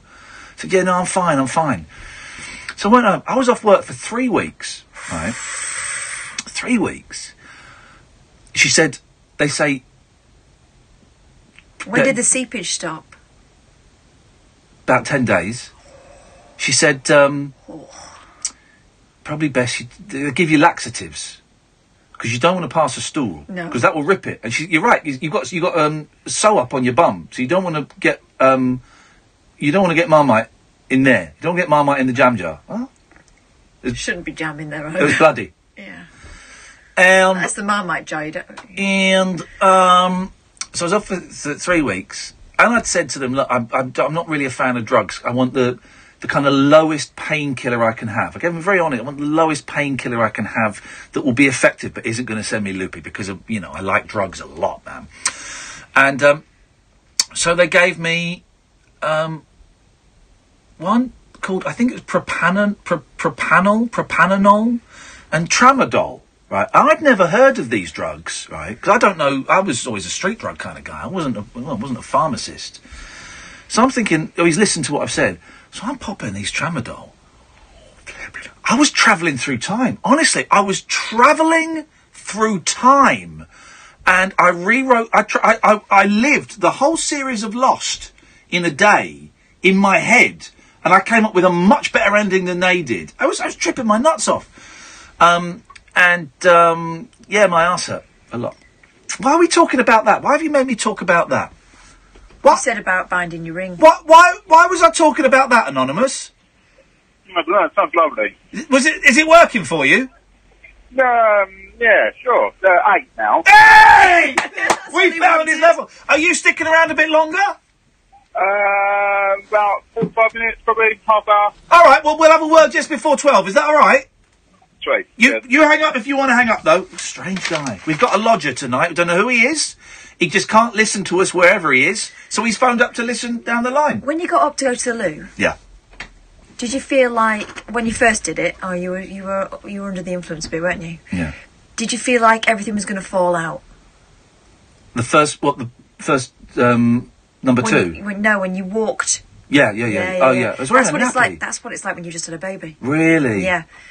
They ring the bell. This is probably... I don't want to be disrespectful. This is probably a little bit worse than having a baby. Probably more painful. How big were those piles? Yeah, I don't want to be disrespectful. £8.4? Yeah, but a vagina is bigger than an anus. So, and a vagina can... I've heard about yours. Yeah, okay, all right, that's good. Homophobia. But also the cervix can kind of separate, and that's how it allows things to pass through. So it's not actually... silly me. So why did it hurt so much? Yeah, it's not actually... Was I doing it wrong? It's not actually passing through a vagina that we know and love. I quite like it. It's not passing through the kind of vagina that we've seen in movies and documentaries and jazz mags. Oh, a fun one. A fungina. It's passing through one where the cervix is separated. It's a swollen vulva. So it's actually... Well, it was swollen after, yeah. It's not as small as that. It's actually quite big. So, yeah. So with respect, what happened to me was worse. Okay. But when they said it's time to eat, ladies, did you all come out of various side wards in dressing gowns, hobbling like Dawn of the Dead? No. We were all in a ward. Because we did. We were in a day ward. Yeah. I wasn't particularly hungry, which again just shows how ill I was. I wasn't hungry. All right. Should be being greedy then. You know I'm a feminist. Are you? And I've got so much respect for you girls. I think what you do in terms of mothering, around the home, with your beautiful, beautiful bodies. I think you girls are great. I really do. I've got so much respect for you girls. But sometimes you've got to think about other people. And that maybe childbirth is not the worst thing that could happen to a human body downstairs. Yeah. Oh. Yeah.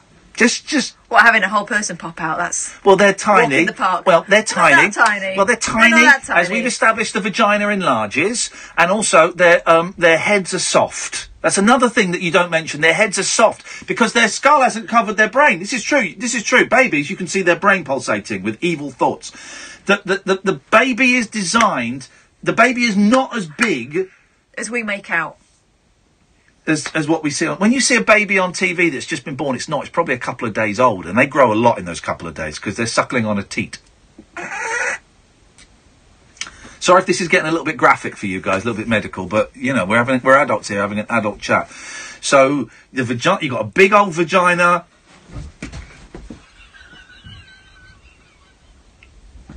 You've got a tiny little baby, and you compare that to a torn anus.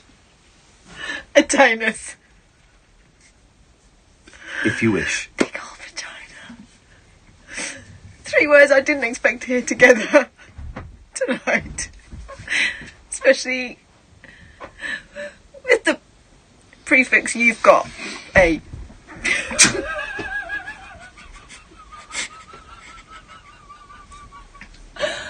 But you're right, yeah, I'm banter rights. Yeah, good. But it did hurt though. I'm not denying. Yeah, I did it again. Why would I do that? Well, exactly. I've not gone to have my arse sewn up a second time. So I think it just you've just proved my point, and I respect you for that. 0344.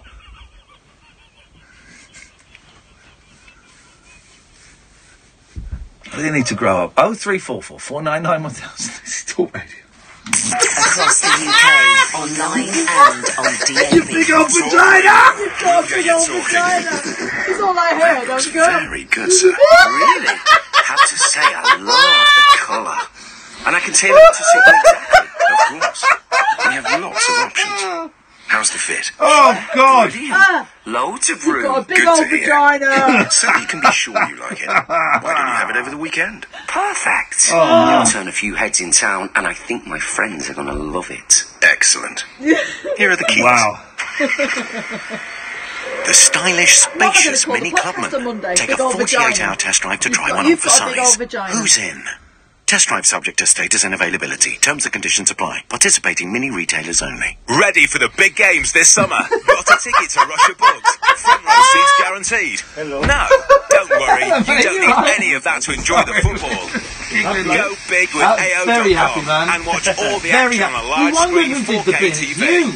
Plus, if England wonder reach the how that knockout happened. stages, claim up to £300 back. You're a good man. With It's free appreciated. next day Thank you delivery very much. included. Get this exclusive offer now Thank you, at Studio AO.com. Have a good night, man. Thank you. Offer ends 18th of June. T's and You C's won't apply. touch the kiss. Okay, that's the order. You're Thank you, delivering man. tomorrow then? No. Oh. We'll have it to you today. What, today? Yeah, today. Wow! Will it be like flown in by Vulcan, nice dropped guy. off by Yeah, he's all my chopper, chat to sped his over phone by to the speedboat? Ah. No, we'll just bring it in the delivery van like normal. With free same-day delivery when you order before 9:30am, you'll be happy talking to Dulux Decorator Centre. Visit duluxdecoratorcentre.co.uk or your local store. Dulux Decorator Centre, centred on you. Free next-day delivery subject to minimum spend for non-account holders. Don't forget, the new data protection rules will apply to most businesses from the 25th of May. To get data protection ready, go to ico.org.uk. With the World Cup almost here, Red Dragon School wants you. enjoy that one. Red has just won the National Dragon School Award 2018, and we're offering a special deal to join our team. There's never been a better time to pull on your instructor boots, as demand for driving lessons is rising. Instructor earnings are increasing. It's an open goal. Love it. Imagine first-rate training and support through to full qualification. Then work the hours you want, when you want. Come on, there's room on the red team sheet for you. For details, visit reddragonschool.com. Find your perfect pre-owned vehicle with a Mitsubishi approved used range. They come with a guaranteed service history, 2-year warranty, roadside assistance, free annual health check and a 30-day exchange plan. Plus, from the 18th to 27th of May, your local Mitsubishi dealer will be offering a £500 deposit contribution. Visit Mitsubishi-cars.co.uk.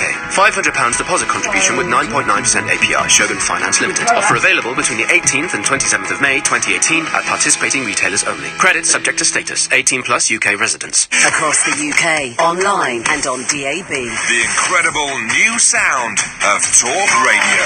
The No Nonsense Breakfast with Julia Hartley Brewer. The biggest breaking Breaking news stories, headline-grabbing guests, and razor-sharp opinion. Join me, Julia Hartley-Brewer, when I'll be turning up the heat every morning from 6:30 with an essential mix of straight-talking debate, heavyweight political guests, and fearless comment. Waking up the nation with a brand new breakfast conversation. The No-Nonsense Breakfast with Julia Hartley-Brewer. Weekday mornings from 6:30 on Talk Radio.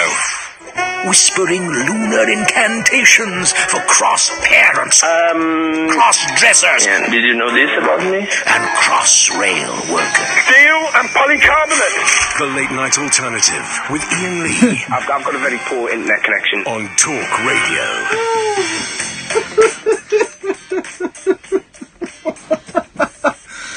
Honestly, God. it was like a chewed orange. I won't tell you. I won't tell you the story that Catherine just told me. You can tell it. All right, when she went to the toilet for the first time after having a baby, she had to hold her fanny in. Yeah, because you feel like everything's going to fall out, right? She had to hold it in. People say, oh, if you're pregnant at the moment, if you've not had a baby before, listen away now, because I'm going to tell you exactly what it feels like when you've had a baby. It feels like someone's been kicking you up the jacksie up the hole, repeatedly with a very sharp boot with a knife on the end of it. That's what it feels like. So imagine you need to go for a poo. Oh, for God's sakes, Catherine, now you're Obviously, I don't do that. It's all glitter and rainbows. But when I pass glitter and rainbows, it's like your human poo, right? Oh, for God's sakes. Really when you sit down, you feel like everything is like pushing, everything's about to fall out. So the nurse said, just get some loo roll and just hold the front if you feel, so you feel more secure. And that's how I managed it. So, ladies and some gentlemen, bear that in mind. It's all still up there. Oh, God. Well, we got a caller on the line now. Well, go to a caller after your filth chat. Well. Good evening, Sue! Sue knows. She's totally correct. It's totally correct what she said. Oh, what, you had to hold yours in? Well, it feels like it's all going to fall out. Oh. I mean, my first child, it was just exactly like Cass described. It was just, couldn't get out of bed, couldn't move. Disgusting. Yeah, well, but again... In tatters, aren't we? Again... Yeah, exactly. And they tell you it's all going to be lovely and wonderful, and they put her on my body, they put her on my breast, and they said, Frau Clark, you might want to hold your baby now. Oh. Oh, God. Because I was just like... so out on the drugs and... Well, those... I don't know if you did NCT, Sue, but I went to NCT classes, and they make it sound like it's going to be a walk in the park. Yeah. No, it was the worst experience of my life. Yeah. But also, you know, it's countered by the best thing that's ever happened, you know, because you feel this, especially with the first one. It's not that you don't like the second one as much. Well. But with the first one, it's that first rush of... You know, if you're lucky, because I know some women don't feel that way straight away, but if you get this rush of, you know, you don't know this person, but you adore them, you do anything for them straight away, and it's just the most amazing person you've ever seen in your life. It just all comes over you in a wave. Well, you know, they climbed on top of me. We're in Switzerland, so we're a little bit far behind where we are in the UK, and they literally climbed on top of me and literally got and pushed her out of me. Oh, wow. Whoa. What, the midwife climbed onto you and pushed down through the stomach? About 4 or 5 people ran into the room in white coats, and they literally climbed on the bed and pushed her out of me. What, like you're a heifer? Oh, that's terrible. I want to see. I'm going to Google that. Oh, God, don't. That's amazing. Yeah.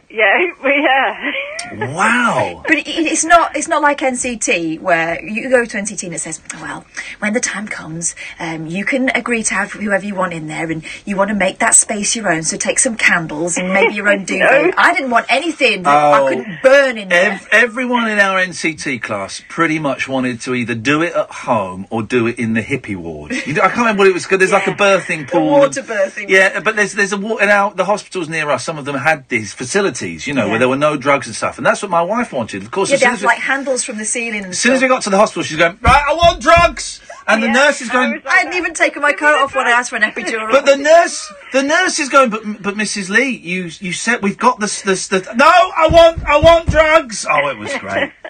It was great. It was absolutely the worst experience of my entire life. Yeah. They put her on to me. She was purple. Yeah. Oh God. She had literally one eye open, and they said, Frau Clark, maybe you want to talk to your baby and put your arms around her. And I was just like zonked out because they give me all the petadone and the maximum amount of drugs that you can give anyone in that situation. Good for you. So yeah, it was bloody awful. But Sue, with respect, now imagine that on your anus. And I think you'll both agree if you think about it that what I went through and many other men would go through is probably significantly worse. But you know the thing that they did to your anus? Did you have to take it home and raise it for 18 years and pay for it? I bring it to work with me every day. I have to feed it. Yeah. Well, okay. Just put it this way. Go on. My second child was born 1 year later. Oh, Sue! Yeah, literally 1 year later. That wasn't on purpose, was it? No. It wasn't planned that way, but yeah. I love the fact that when you've had the first baby, I don't know if they do it over in Switzerland, but over here you get like a sort of a welcome to parenthood pack. Yes. And there's loads of Johnnies in there. It's like, in case you didn't know, we got loads of condoms. In case you didn't know, this is how it happens, so you might want to use these. Oh, we didn't get anything like that. No, I got that. We got a couple of nappies. We got a couple of. I think we got some washing powder. We got loads of discounts. Breast pads. Yeah, some of that. Some discounts for baby pictures and all that rubbish and all of that. But man, how old are your kids now, Sue? The oldest is now 15. There you go. And I bet it feels like just yesterday that they were little babies. Yes. Doesn't it? 14, and then the youngest has just turned 11. Wow. So, yeah, they're all going into puberty now. Oh God. Here we go. Teenage puberty thing. Has the voices broken yet on the? No. He's to me, he's still my little baby. Of course, yeah. Yeah. So he still acts like my little baby, although he's doing all the gaming stuff and. But he still... Does he want to be a YouTuber? They all want to be YouTubers these days. That's all he wants to be. Isn't that funny? YouTuber, programmer... Yeah, that's what he wants to be. Isn't it fun? And the thing is, being a YouTuber, wanting to be a YouTuber is... When I was growing up in the 70s and 80s, you wanted to be a film star or a rock star. Yeah, pop star. And a YouTuber now is... No one wants to be a pop star anymore. They want to be a YouTuber. They see that as and get this, Sue, no one wants to be one of the kids from Fame. No. Yeah, they just want to be famous. Yeah. The girls are more sort of, they want to do more stuff, they're very, intellectual and, languages and what they want to learn and stuff. But he's just like, I'm just going to do gaming. I love it. The rest of my life. You might be able to do it. Well, here's the thing. I've made a few quid out of video games throughout the years. I remember... I remember having an argument at some point about the amount I spent on video games and me playing video games. I'm thinking, me doing a TV show about video games paid for our kitchen. It's that kind of, you can make a living out of it. You can now if you get into the programming side, the reviewing side, people can make a living out of it. Don't tell him that. I'm gonna phone him up. I'm gonna mentor him, and I'm gonna tell him that. Turn him to the dark side. That's what I'm gonna do. Now, so you're in Switzerland. Will you be watching the royal wedding tomorrow? We will. My mum is here over to. We spoke obviously a few weeks ago. Yeah. As you know. She's over here to help me pack our stuff. Oh, yeah, you're moving back, aren't you? Yeah, we're moving back at the end of next month. Wow. So, yeah. We're going to be doing the royal wedding. We're going to have, some Prosecco and some tea and some cucumber sandwiches, and we're going to have friends over. But, no. Do I want to watch it? No. No, and are your kids interested? Because my kids are really excited by it. Because they live in Windsor. They're 8 and 6, and they've been doing it in school, and they're really excited. And do you know what? I've got no interest in it whatsoever. And I'm going to be away this weekend. I wouldn't have minded sitting and watching it with them, because they're gonna to them, it's like when Charles and Diana got married. Do you remember when Charles and Diana? Yeah. Well, yes, I do. And you know what? When William and Kate got married, and we had like a big thing here as the expat community in Switzerland, and a load of us got together and we did like the cucumber sandwiches, and we did the bunting, and we did like this whole royal thing. And I'm not a royalist at all. I'm not interested really, but it was a really nice way of the expats to get together and just become, British for a day. Yeah, no, exactly. Exactly. That was nice. Yeah. So I think that's probably what we're going to do tomorrow. My mum, who's obviously 80 years old now, and loves it. Definitely wants to be. I want to see it. I want to watch it. I bet she thinks that Harry's turned out to be a really nice lad after the difficult early years, the difficult dressing up as a Nazi years. No one talks about anymore. Exactly. Oh well, listen. So it's always lovely to talk to you. So how are you feeling about the move? Well, I've got my boxes all around me, and you know what it's like when you know what it's like, Ian, when you're, trying to pack up and move. Yeah. And moving 3 children to another country is a very difficult challenge. It's a big one, yeah, of course it is. But yeah, we're fine. We're fine. Good. Everyone's okay. Good. It's nice to talk to you, Sue. Thanks for giving us a call. Yeah, thank you. Enjoy the wedding. Thank you. Cheers. You Bye-bye. Bye. 0344 499 1000 is the telephone number. Let's go to Jerry. Hello. Hey, Jerry. Have you heard from your social worker? Yes, you're pretty quick. Yeah, I know. I got a reply back. For those who missed it, Jerry's worrying about the bailiffs coming round. His social worker hadn't been helping. I sent them an email last night, and I got a response very early this morning saying we've passed this on to his social worker. So what's happening now? It's sorted, haven't we? Has he sorted it? It's all sorted. He's been around today. He's been around in person. Good. So the bailiffs aren't going to come round. You don't owe the money anymore. As far as I know, I don't. That's that's a couple of days, but I don't think he said it's sorted. He moved quick. Look, once you give him a boot up the backside and tell him it's being broadcast on national radio, which is what I wrote in there, they sort of, It seems to be tricky. He did mention that. Well, did he? He did mention that he's got it through. Did he go back to you or something? Try to get back to you. He's not. All I had was an email just from the council saying thanks for this. We'll pass it on. Yeah, that'll be best it's on.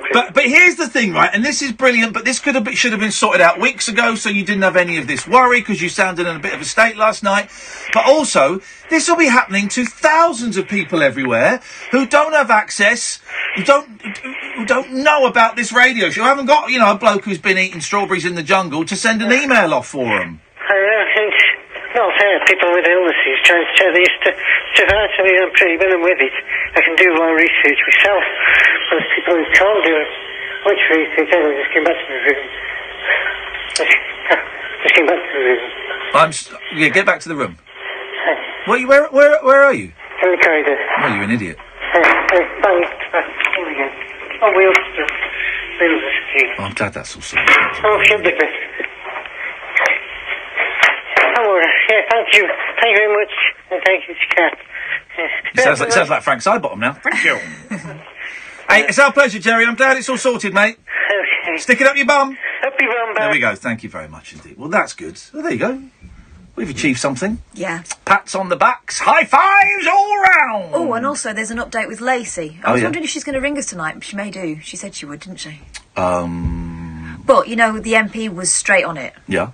And he said his secretary got in touch with me again today and said that they'd arranged to meet Lacey today, but she's cancelled. But he's going to have a conversation with her on the phone on Monday. Lacey, if you're listening, give us a call. 0344 499 1000 is the telephone number. We've all night so far we've had an anonymous listener who can't listen via the usual methods, so he's been on the line for the whole show so far. How are you finding it so far, anonymous? Yeah, it's not bad. Okay, I like it's good now. Okay. It takes a while to warm up, doesn't it? That's it, yeah. You're not at your most effective for the first hour of work, and it's the same for us. The first hour is just like doodling and getting into the vibe. Second hour, whoa!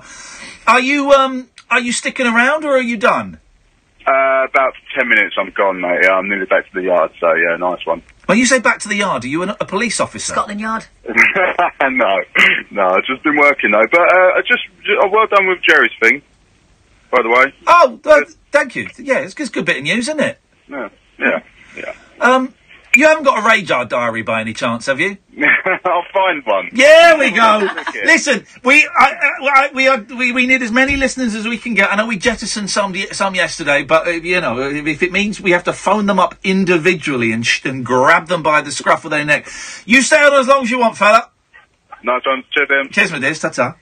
A strange old show. This week, I tell you what I like about the show. The last couple of weeks, the last 2 or 3 weeks, it's really starting to turn into a nice old-fashioned late-night weird phone-in show with everything is covered, and there are people that we only hear from once, people that we the regulars, and the conversation goes everywhere. And just every time I think, the show's in a nice groove now, it just shifts again. It just clicks around a little bit more on the dial and becomes something else. And I love it. So what you're saying is we don't need to do the first hour Muslims, second hour immigration. It turns out you don't. That doesn't need to be a thing. Well, maybe we'll just save that for Mondays, Tuesdays and Wednesdays. Yeah. No, you don't have to do a show about hate to make something a little bit different, a little bit more exciting. I've got a song for the S word or the S word that Paul has emailed me. So we'll do that after midnight. Yes, I've not heard it, never listened to it, never want to listen to them. I play them as. You just said this show isn't about hate. Well, the S word and the S word. Well, Noel Taylor was gutted last night after that, wasn't he? I don't know why. Another hour to go. Martin Kellner's on at 1 o'clock. So if you want to give us a call, you've got another hour. Switchboard's empty, apart from the mysterious anonymous listener. And he's not joining in. He's not joining in. 0344 499 1000. Cost you pennies, probably free. You'll speak to Sam. He'll take your number and call you straight back. I'm Iain Lee. She's Katherine Boyle. This is the Late Night Alternative on Talk Radio. Talk Radio. Join the Talk Nation. Pick up your phone and Talk Radio. We'll get you talking. Head on down to any Volkswagen showroom to get a year's free insurance and 2 free services on any new Polo. That's another one just sold. Don't hang around. You can talk, Mr. Fisher. And another one. You'd better be quick.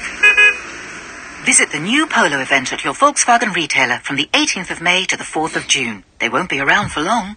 Insurance on qualifying Polos for drivers aged 18 to 80, subject to eligibility. Terms and conditions apply. Excludes GTI models. Full details at insurewithvolkswagen.co.uk/polo. Volkswagen motor insurance is arranged and administered by Characterist Technologies Limited. Excludes Northern Ireland. Hello, can I help? Could you tell me more about this kitchen? Sure. It was conceived by Clive, our designer, brought into the world and assembled by Kate and Stefan. The worktops were lovingly nurtured by Dan.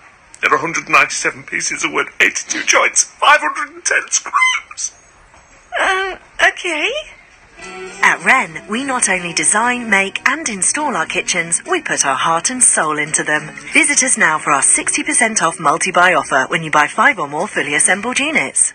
Cast your mind back and think. Were you ever contacted out of the blue for a pension review? Were you advised to move your work or personal pension into a SIP, self-invested personal pension? Yes, I was. You could be due thousands if you were missold. Money Redress are trusted claim specialists in pension and investment mis-selling. They'll manage the whole claim for you on a no payout, no fee basis, so you can't lose. Text WIN to 85077. We like to talk about what we know about at Glowworm, like the practical training for installers, and the 499 checks we do on our boilers before they leave the factory. Did I mention 30 quid cash back and a free 7-year warranty with every registered install from our energy boiler range on our Plumbing Toolbox app? The Glowworm Energy Boiler range starts at $599 with a 7-year warranty and a £30 cash reward. Download our app or find out more at glowworm.co.uk. Glowworm. Easy does it. Terms and conditions apply. See glowworm.co.uk for more details. OK, children, settle down. Thank you for bringing your pets in for Bring Your Pet to School Day. Megan, who is this delightful little ball of fur? It's Treacle, my guinea pig, miss. Adorable. And Alfie, who's this? It's Ronaldo, my rabbit, miss. What a darling. And what's in the wooden crate, Poppy? Fluffy. That's a very strong lock.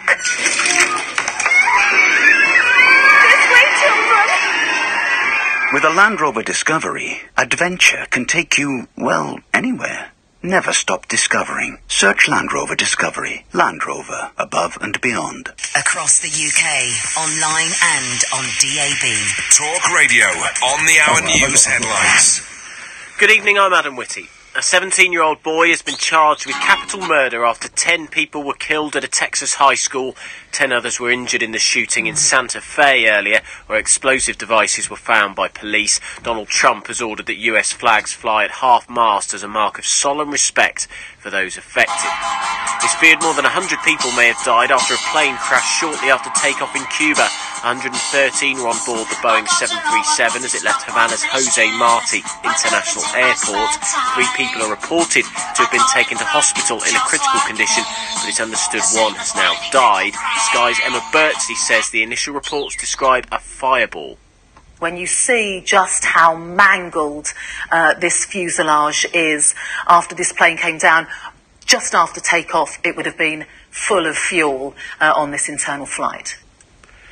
A police officer's been cleared of unlawfully tasering her force's own race relations advisor. Acting Sergeant Claire Boddy, who works for the Avon and Somerset force, mistook him for a suspect in January last year.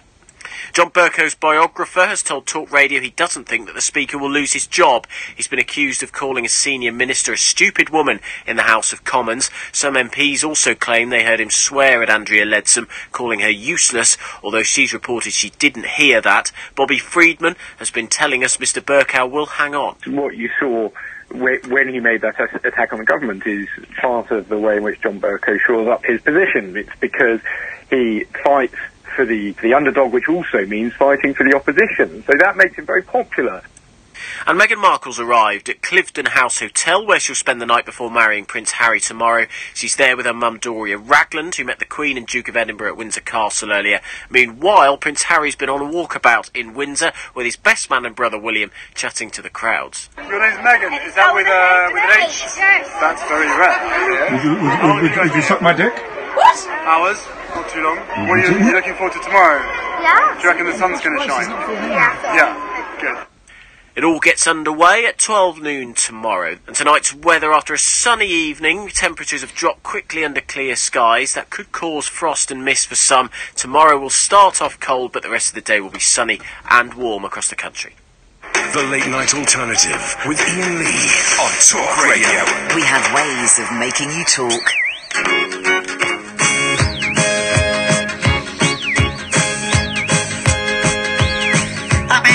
But it's not quite finished yet. I do it in my spare time.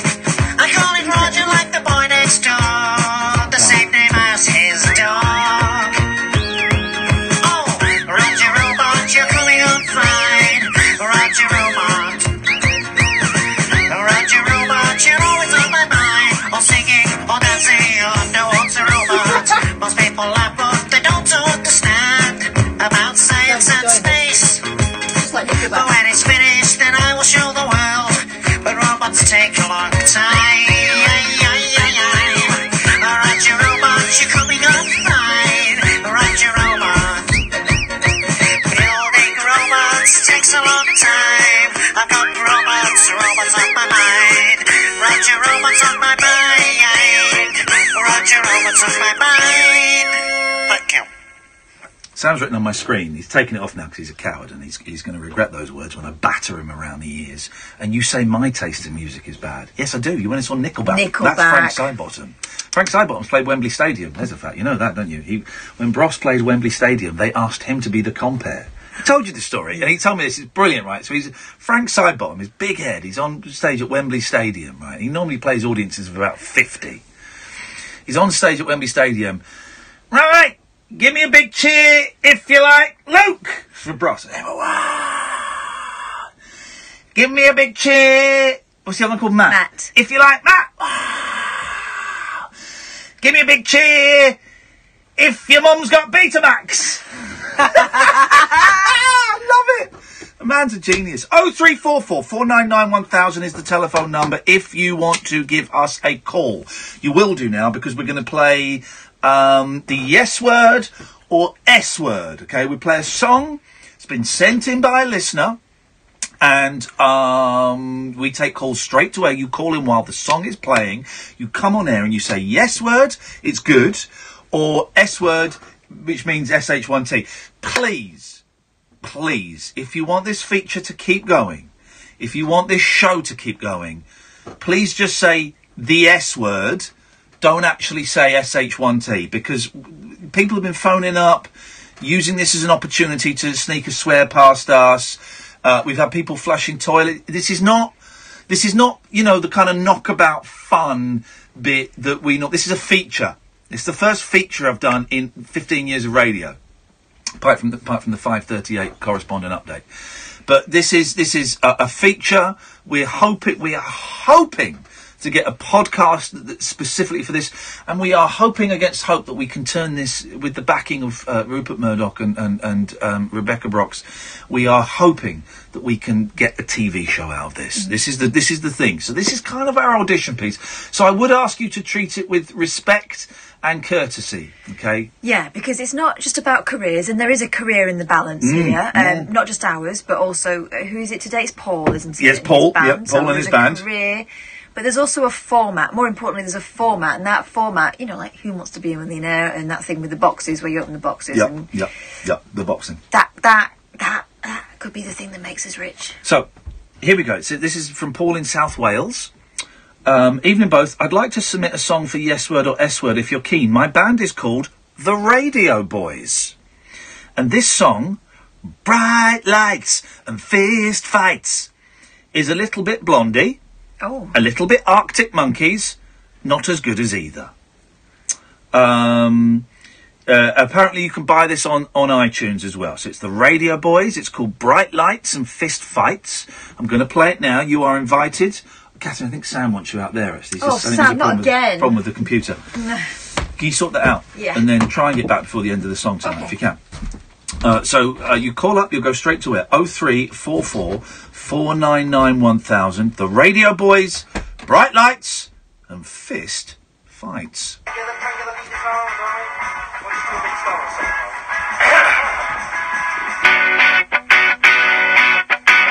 0344 499 1000.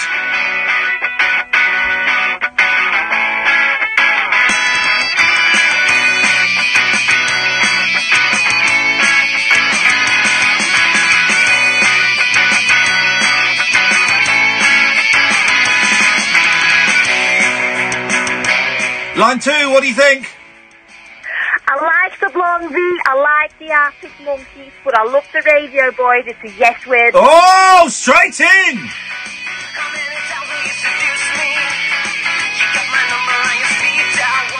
Line 4, what do you think? Yes word or S word? I did say no bad language if we could avoid that, please. Thank you.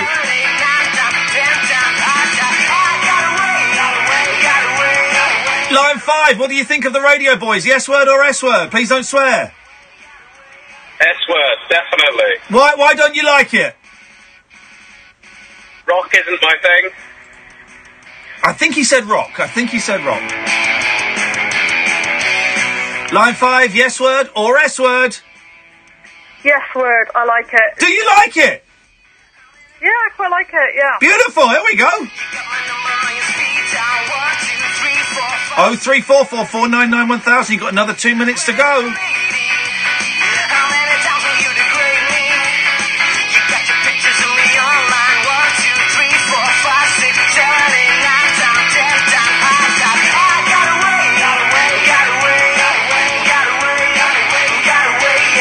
Oh, 0344 499 1000. Let's go to line 1. Line 1. Yes word or S word? Please don't swear. Oh, this is jolly fun. I love it. Do you like it? Word. Yes word. Yes word. And what's it doing for you? Making me want to dive around the kitchen. There we go. Good girl. Line 5. Yes word or S word? Yes word. Cool song. You say it with a little bit of enthusiasm? Yeah, man, okay. Yeah, man. Wicked song. Yeah. 0344 499 1000. Line 5. Yes word or S word? Turn it down. I feel like I'm in a hipster clothing shop. S-word.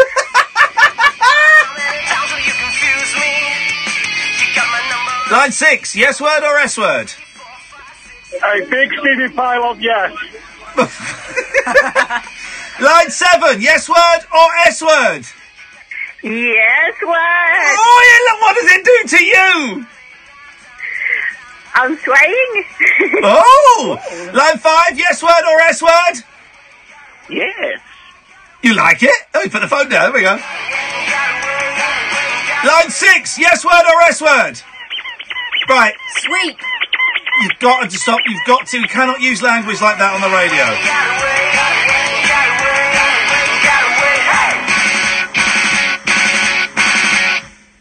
Final call, line 7, yes word or S word? More like Carsick donkeys. Oh dear. Oh dear. Well, I would say that was, let me just add that up, hang on.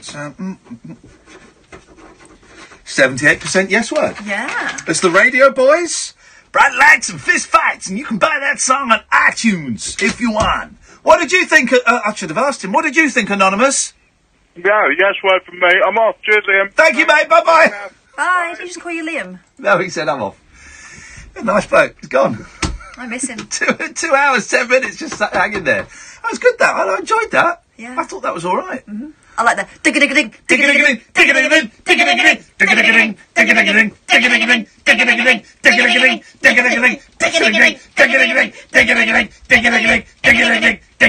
I like that bit too. That's my favourite bit. I always love it when they end like that. Good evening, Dan. Good evening, Ian. What you got for us tonight, Dan? I wanted to talk about The Crossing. Oh, the TV show that I got sucked into and then they're cancelling it. Yeah, we've got to bring it back. We've got to do something about it. No, mate, we're not. We just got to stop believing in American television as being the saviour. I even tweeted them. I even tweeted The Crossing's official Twitter feed and said, how many episodes are we going to get? Is there going to be a conclusion to the story? Did they respond? Did they F? If they were to say, look, we've got another 6 episodes, that makes 12, and at the end, the story will end, I'd watch it. But they won't. It'll be open-ended. I'd get stuffed. Oh, well, you got me into it, and... I know. Sorry, man. I betrayed you. Nothing we can do. There's nothing we can do, right?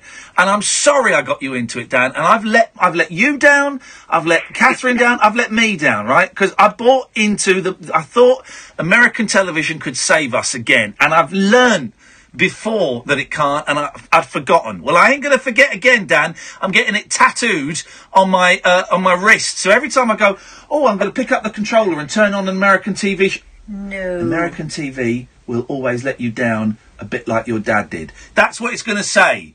And that will remind me, all right? Yeah. Well, I suppose that's the end of my call then. It certainly is, Dan, and it's the end of our relationship with America, yeah? Yeah. Dan agrees with me. We should nuke America. Disappointing ending to that call. Yep. Much like The Crossing. Okay, all right. I haven't seen it. I'm not going to watch it. Please don't comment on it. You've not seen it. You don't actually know what you're doing. I know you're being flippant, but actually, to me and Dan, that's a big thing. And what you've done is you've hoiked up your skirt, you pulled your pants to one side, you've done a piss on our dreams, and that is not appreciated. This isn't about me. This is about America. We're going to nuke it. 0344 499 1000 is the telephone number. This is talkRADIO. talkRADIO. Talk and entertainment across the nation. talkRADIO. Give it some lift. It's the same people calling, but we get loads of calls. It's funny. Question number 41 for the Army. No, of course not. Women do not have to shave their heads in the Army. Although, you're not the first person to ask, let me tell you. Honestly, you don't. I'm pretty sure the guys in my platoon didn't really notice I was a girl. And that was the same for all of us. Long hair or not, it's nothing like being a woman on Civvy Street. The Army is recruiting now. To have your questions answered and find where you belong, search Army Jobs. Get your cricket fix this summer on Sky Sports Cricket with every England Summer International for £18 a month. Watch England take on Pakistan, Australia and India with every home test, one-dayer and T20 match live. Yes, good take. Plus the ICC World Cup and the County Champs, all for £18 a month. Search by Sky Sports. Requires Sky TV subscription. 31 days notice to cancel. Further terms apply. Gotcha. A a car company unlike others. I like that. Europe's fastest selling automotive brand. I like it. The Dacia Sandero, a What Car Award winner 6 straight years. Your show is genuinely a and it's fucking yours madness, for mate. just I started listening to background noise Very while I smoked my last joint Read the before bed. glowing reviews at dacia.co.uk from our lovely customers. What's not to like? Seems more and more people are warming to the Dacia way. You'll like it too. At participating dealers only. At Tesco Mobile, we want to make your mobile life a little better. It's why we offer capped contracts that put you in complete control of your bill. So you'll never get a nasty shock at the end of the month. Phone bills with added peace of mind. It's another little thing that makes a big difference. Tesco Mobile. Every little helps. Cap contracts on pay monthly tariffs only. Info and T's and C's at tescomobile.com.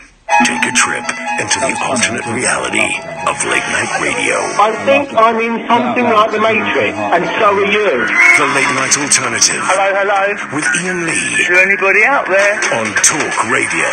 Hello. 03444991000 is the telephone. Someone says, have you got a link for the Radio Boys? Just go onto iTunes and type it in. What am I, your mum? The link is Google, and then put in Radio Boys. Oh, he says there's nothing on Google. Let me have a little look. Google Radio Boys. What was it called? Fist fights and bright lights and fist fights and digga-digga-ding. Fist fights. If it's on, Robin, if it is on Google, then I'm going to come and smash your face in. Right, yeah, it's there. It's there. It's there. About halfway down the page, Robin. So what I'm going to do is I'm going to track where you live, and I'm going to come and put a brick through your window. Then I'm going to reach in, lift the latch. I love the word latch. And I'm going to open the window, and I'm going to come in, and I'm going to pummel you. 03444991000. Tell you what, last 45 minutes of the show, let's take calls straight to air, shall we? Let's do that. Let's do that. We ain't got no calls on the switchboard. Let's take them calls straight to air for the last 45 minutes. It's cheap and easy content. Encourages slackers to call. You know your inner monologue just leaked out. Yes, I do. Yes, I do feel better. Yes, I do. I feel alright. Here we go. Oh, and that's the wrong newspaper. Oh, no. Sorry, guys. There we go. Here we go. Here we go, guys. Baby's winkles cure my wrinkles. What? There we go. We'll talk about baby's winkles in a second. It's a touchy subject. Not too touchy. Not in that way. Oh, stop. Line 1, you're on the wireless. Hello, Ian. You alright? I'm fine, thank you, Line 1. What have you got for us? Well, I'm just on my way home from work. Just thought I'd give you a call. Hey, man, how's things going? Yeah, not bad. Be good in about 35 minutes. Well, what's happening in 35 minutes? You're getting some? No, I'll be getting home. There we go. Well, that's what I meant. You'll be getting... What's that face, Catherine? You're, honestly, one-track mind at the moment. No, I meant... with you? I meant, will you be getting some toast when you get home? Okay. Bit of toast? Maybe. She might be asleep, though. Well, then, no toast for you. We might have an agreement, so it's all right. I think she has to sign the agreement. We did that last year. Is the agreement that you can wake her up for toast? Yes. Okay, as long as you wake her up. 'Cause Yeah. that'd be weird otherwise. Yeah, well, yeah, it would be. Well, that's a lovely agreement. Can you be bothered these days? Not really. No, I know, isn't it? It's a faff, isn't it? It's a faff. Yes. Okay, well, More of a short, isn't it? Yeah, okay. Thanks for your call. Cheers. Bye. Gosh, when toast turns to stale bread. Romantic. Actually, it's all green and mouldy. Oh, God! Hello, line 2. Hi, guys. You alright? Yeah, I'm all right. Oh, sorry, I wasn't supposed to ask that. Robin, who I'm going to pummel, is just tweeting me saying, I heard pummelling Robin. Hey, I'm nice, but come and have a go if you think you're hard enough. That's fine, talk, Robin. Yeah. You send me your address. Yeah, I'll be there tonight, mate. Let's all go round there. Yes, I'll go around and pummel Robin. Yeah. Well, pummel him. Is that the bear? Is that the bear phone in? Is there a bear phone in? Yeah, this is the Bear Hotline. How can we help you? Okay. I just wanted to make a comment. Because I used to listen to a radio show, a radio station that was broadcasting from near Paddington. Right. And I couldn't bear it any longer because it's poo. Right. LBC. They're nowhere near Paddington. What are you talking about? Well, it's Fair City, isn't it? What? Oh, I know why he's saying Paddington. Right there. Because it's a bear. Okay. Bear Grylls. Bear jokes. Butters. Bear Grylls. Bear. My house, he doesn't eat fries. Thank you very much indeed. Corey. Please go away. Oh, that was nice. Actress Sandra Bullock has revealed facials. I'm about to say the strangest sentence I've ever said in my life, but I'm saying it out loud. I'm saying it. I'm not proud, but I'm saying it. Actress Sandra Bullock has revealed facials made from babies' willies. No! Are the secret to her young-looking skin. What's willies? Humans? No. This sounds like a story that I've made up. It's not. It's a true It sounds story. like one of my mass murderers, like that Elizabeth Bathory used to have a bath in virgin blood. Sandra, 53, and she does look good for her age, swears by the bizarre treatment. Oh, flipping heck. Using the foreskins of Korean newborns. Shut up. Oh, flipping heck. Oh. She told a US TV talk show of the £465 penis facial. You can get it for 50 quid. She's a joker. She's making this up. She's doing a blessing. She and Ocean's 8 co-star Cate Blanchett, 49, got in New York. No.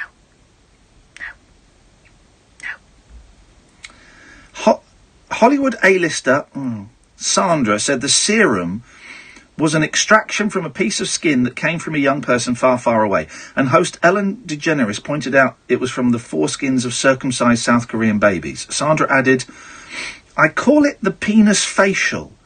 And when you see how good it is to your face, you too will run to your local facialist and say, give me the penis. The process sees cells taken from the foreskin and cloned in a laboratory. Currently only available in the US, the treatment is supposed to boost skin proteins, elastin and collagen. Find me a shop that does that in America. Find me a shop that does that, we'll give them a call. What on earth do I put in here? Penis... If I put penis facials in Google, I'm going to get all sorts. Here we go. Yeah, pretty much what I thought. That is not a salon.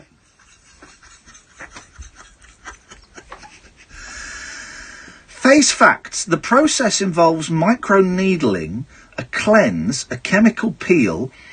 I've had a chemical peel, flipping it, and the special serum to generate elastin and collagen to make your face fresh.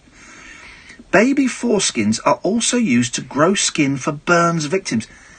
Babies' foreskins! Great name for a band, by the way, guys. One baby foreskin contains enough genetic material to grow over 23,000 square metres of skin. What are they hung like in Korea? Oh my God. South Korea has one of the world's highest circumcision rates after 1940s US soldiers set a trend.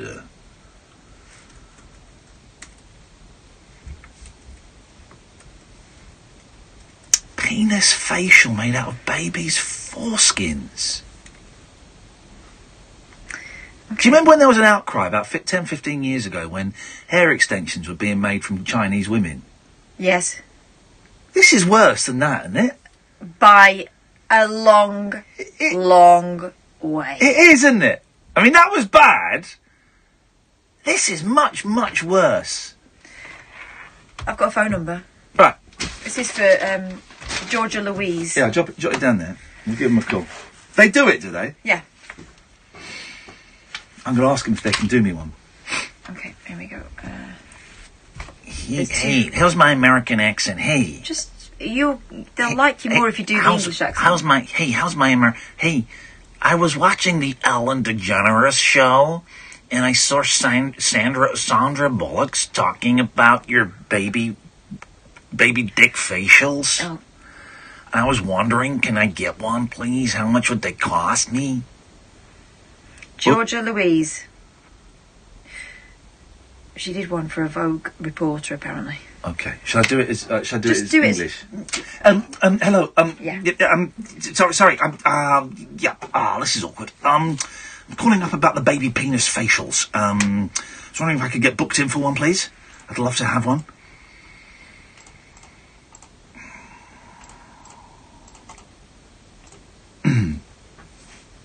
Georgia Louise.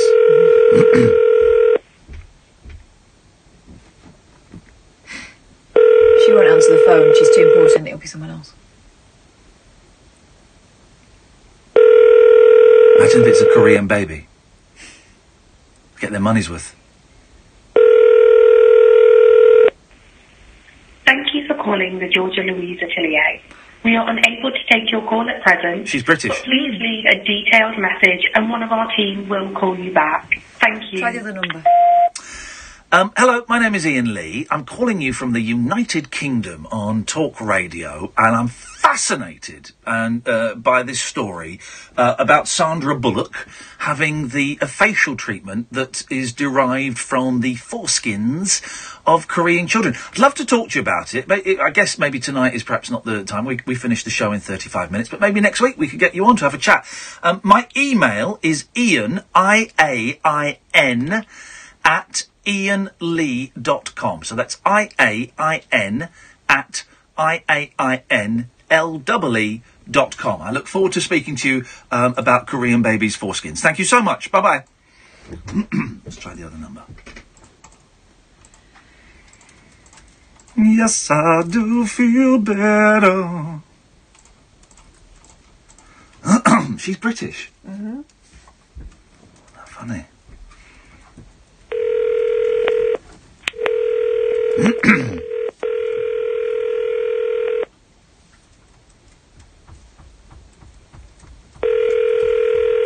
You're emailing her? Yeah, they've got publicists, so I'm going to write to them as well.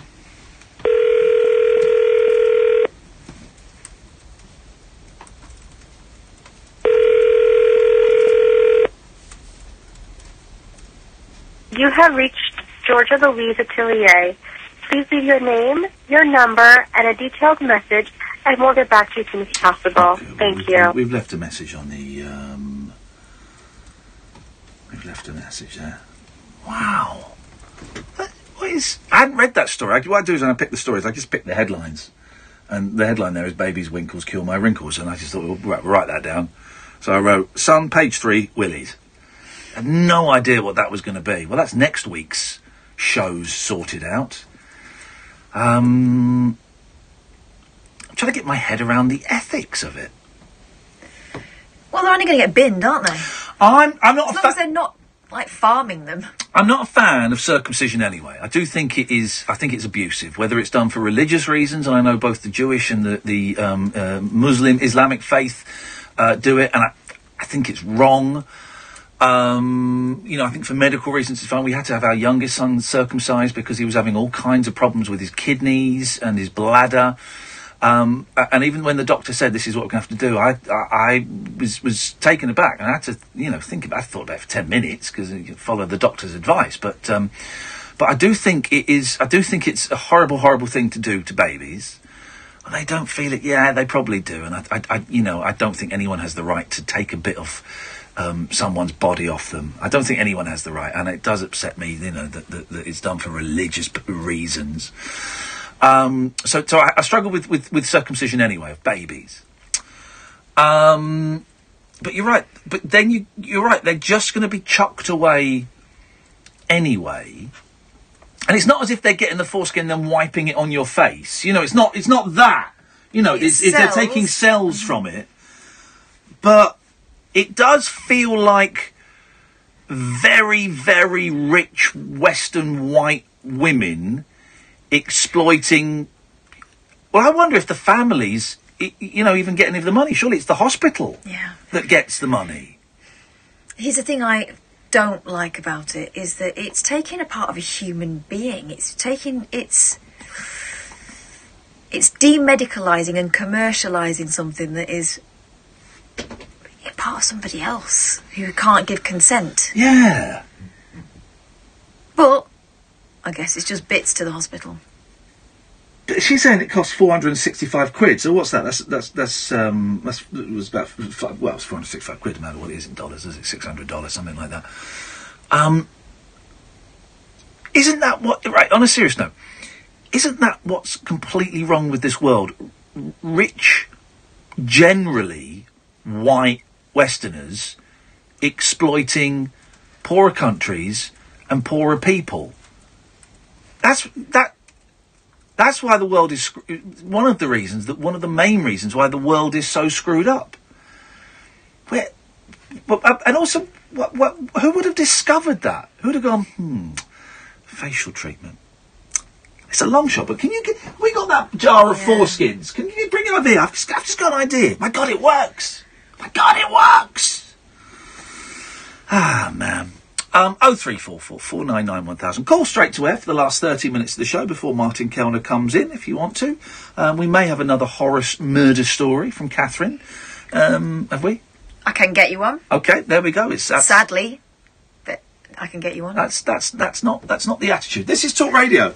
Greetings, Earthlings. We come in peace. We wish to communicate with your leader. Sam, would you check that call for me, please? Because I suspect it says outer limits. Untwist the lid on Talk Radio's specimen jar of the psychic, the supernatural, and the simply unexplainable. The Unexplained with Howard Hughes. Tomorrow night from 10, Earth time, on Talk Radio. Then it's fine. Across the UK, online and on DAB. Just to let you know, Sam said this call was fine. It's on his head if it's not fine. 0344 499 1000. Sam says this call is fine on his head. Line 1, you're on the wireless. Hi, Ian. Hey! How you doing? Do you know who this is? Yes, I do. Gina. It's Gina. And Gina No, Jerry. Jenny! It's the other one! You got it wrong. No, we called the wrong woman by the wrong woman's name. Yeah, I've done that before. In slightly more embarrassing situations. Hey, Jenny, how you doing? Jerry. Jerry! Again. Jerry's from California. I know. And Kath has really embarrassed us there, Katherine. Up yours. Thank you. You sent me an email, didn't you? I did. Thank you very much. I did, because you know what? I've been wanting to call you guys, but each time I call, I just get more nervous. Right now, I'm just shaking right now, and I don't know why. You think it'd be easier after, what, third or fourth time? Well, it doesn't get any easier. It gets worse. Did you get my reply? Because I replied just saying thanks. No, I didn't. You replied, oh my gosh, thank you. Well, you wrote a very nice email, and I replied saying thanks. But why didn't that come through? I'm going to reply now. I'm going to write thanks again. There we go. And I'm replying. Oh my gosh, thank you for doing that. You just made my night. Well, there you go. I've replied. So I don't know why that didn't come through. I can only apologise. That's the internet. Oh, that's okay. That's the internet. So how's things going for you, Jerry? Yes. I'm sorry? How are things going for you? I love the way you signed your email. Kind regards from Southern Cali. Oh, that's great, isn't it? God. That's laid back. I like that laid back from Southern Cali. Oh, thank you. Oh my gosh, thank you. I just can't believe you got it. I got it. No, I got it. And I did reply, and I don't normally reply, but I thought someone's emailing us from America. The least I could do is just say a quick thanks. So I did, but I'm disappointed you didn't get it. But I've just sent another one, so hopefully that'll come through. Let me know if it doesn't. How is life for you in Southern Cali? It's okay. It's just, like I said, I just kind of stay home, so I don't really go out in out there in the social scene. Good. That's the way it should be. Who cares about a social... I'm buying a house, Jerry, and it's in the middle of nowhere, and it's miles away from anyone I know, and my intention is to stay in there and read and watch movies and sleep. That's all I'm going to do, and I can't wait. Yes. You know what? It's just especially when you have, like I have, like, a lot of mental problems, like a lot of mental issues. Yeah. And, And so, I mean, I didn't even want any kids. I don't have any babies. So that tells you that I don't think I was mentally strong enough to have babies. So I kind of just live in my house and with my little animals and, you know, and then that just gives me peace. And like I said, I don't need a lot of friends or anything because of the animals. Yeah. And I'm happy that way. Oh, no, but it's like a peace of mind. Yeah, but here's the thing. Cause I've got my cat and we've got a dog, which I don't really get on with, but I'm a true believer that, you know, you get the right animals living with you. They're better than friends and they're better than family. What have you got?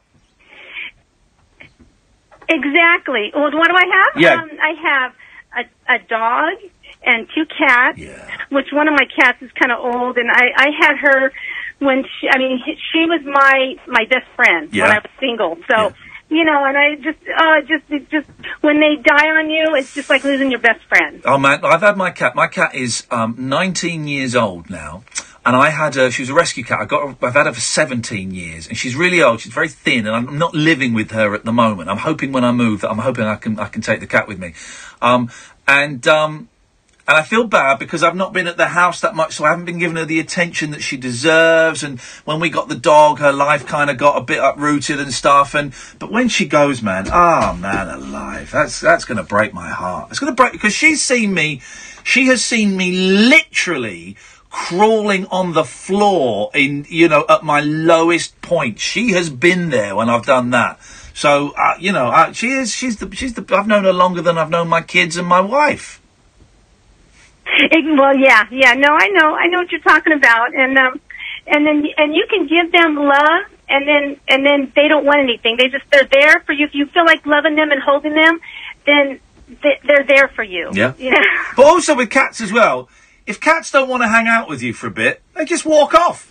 They just walk off, look over their shoulder, say, "Nah, not today," and they just pad off. And I love that. I love their independence. Yes. Hi, Kat. Hello. How you doing? I'm all right, thank you. Jerry, would you ever use a baby's foreskin as a beauty treatment? Oh, God. No, I heard you guys. No. You know what? I don't do all that. I don't do any of that stuff. And you live in Southern Cali, which is the most nuts place in the world. You know what? They do bizarre things. And, yeah. I used to have a friend that used to work in one of the studios, and I know all the stuff that goes. It's pretty evil. Yeah, actually, isn't it? It's all of this to con ourselves that we look younger and we look better. There's a thing called a vampire facial. Have you heard of that? No. Yeah, I know that Kim Kardashian's used that one. What do they do? Suck you off? No. No, do you mean suck your blood off you? I think they inject something into you. Virgin's blood. Wow. I don't think it's Virgin's blood. I'm being told that on Twitter, Pete Burns, who was a pop singer over here, Jerry, he's dead now. Pete Burns had his lips reconstructed using babies' foreskins. That actually makes sense. Now you think about it, it does look. You go, oh yeah, they were big lips. Well, that's like Cruella de Vil's coat. Big babies, or lots of little ones. Yeah, that's what I mean. Crazy. Yucca. It's a messed up. But I can't. Why can't we just? I know it's different for men. I know it's different for men, although that's changing. But why can't we just grow old? I like wrinkles in women's faces. I like a grey hair here or there. Well, where? There actually, not there. No, here. I've never seen anyone that's had any plastic surgery that looks better for facial reconstruction for after accidents and stuff. But I've never seen anyone who's had collagen implants or lip implants. Liz Hurley. She's the exception that proves the rule. But saying that, I've never seen her in real life. I've only seen pictures of her that get the full treatment. Right. So I don't know. Yeah. But I've got friends, beautiful friends, that have had things done, and you just look and you go, "Ooh, you shouldn't have done that. No. Shouldn't have done that." I don't think there's any need for it. Well, you guys are gorgeous, so you guys don't need any of that stuff. Yes! We're so young, Jenny. We're so young. Yes! No, Jenny. Jenny. Let's stop saying Jenny. It's Jerry. Jerry. Thank you. Outrageous. It's your fault, that. That is not my fault. You've got no respect for our callers. I've got ultimate respect for all of our callers. I don't actually like any of the callers. Jerry, will you be? Okay, you guys can say. Will you be watching the royal wedding tomorrow? You know what? I think it's here. I think it's on real late or real early. I'm not really sure. But you know, I don't, like I said, I don't get into all that stuff. Come on, man, it's Hands Across the Water. It's how two nations bonded again. I am not bothered about it, but I know I'll end up watching it, and I know I'll end up crying. So I will get completely sucked in. What are you going to cry for? Oh, I always cry at weddings. Oh, for God's sake. It's so beautiful. All that hope, all that optimism. You know, it's going to get ruined. Jerry, always lovely to talk to you. Let me know if the email comes through. I will, and thank you guys. Have a great night. You too, take care. Bye-bye. Bye-bye. There we go, lovely. I love it. Caller from Southern Cali. It's great. What a great way to sign off. All the best from Southern Cali. Oh, love man. it.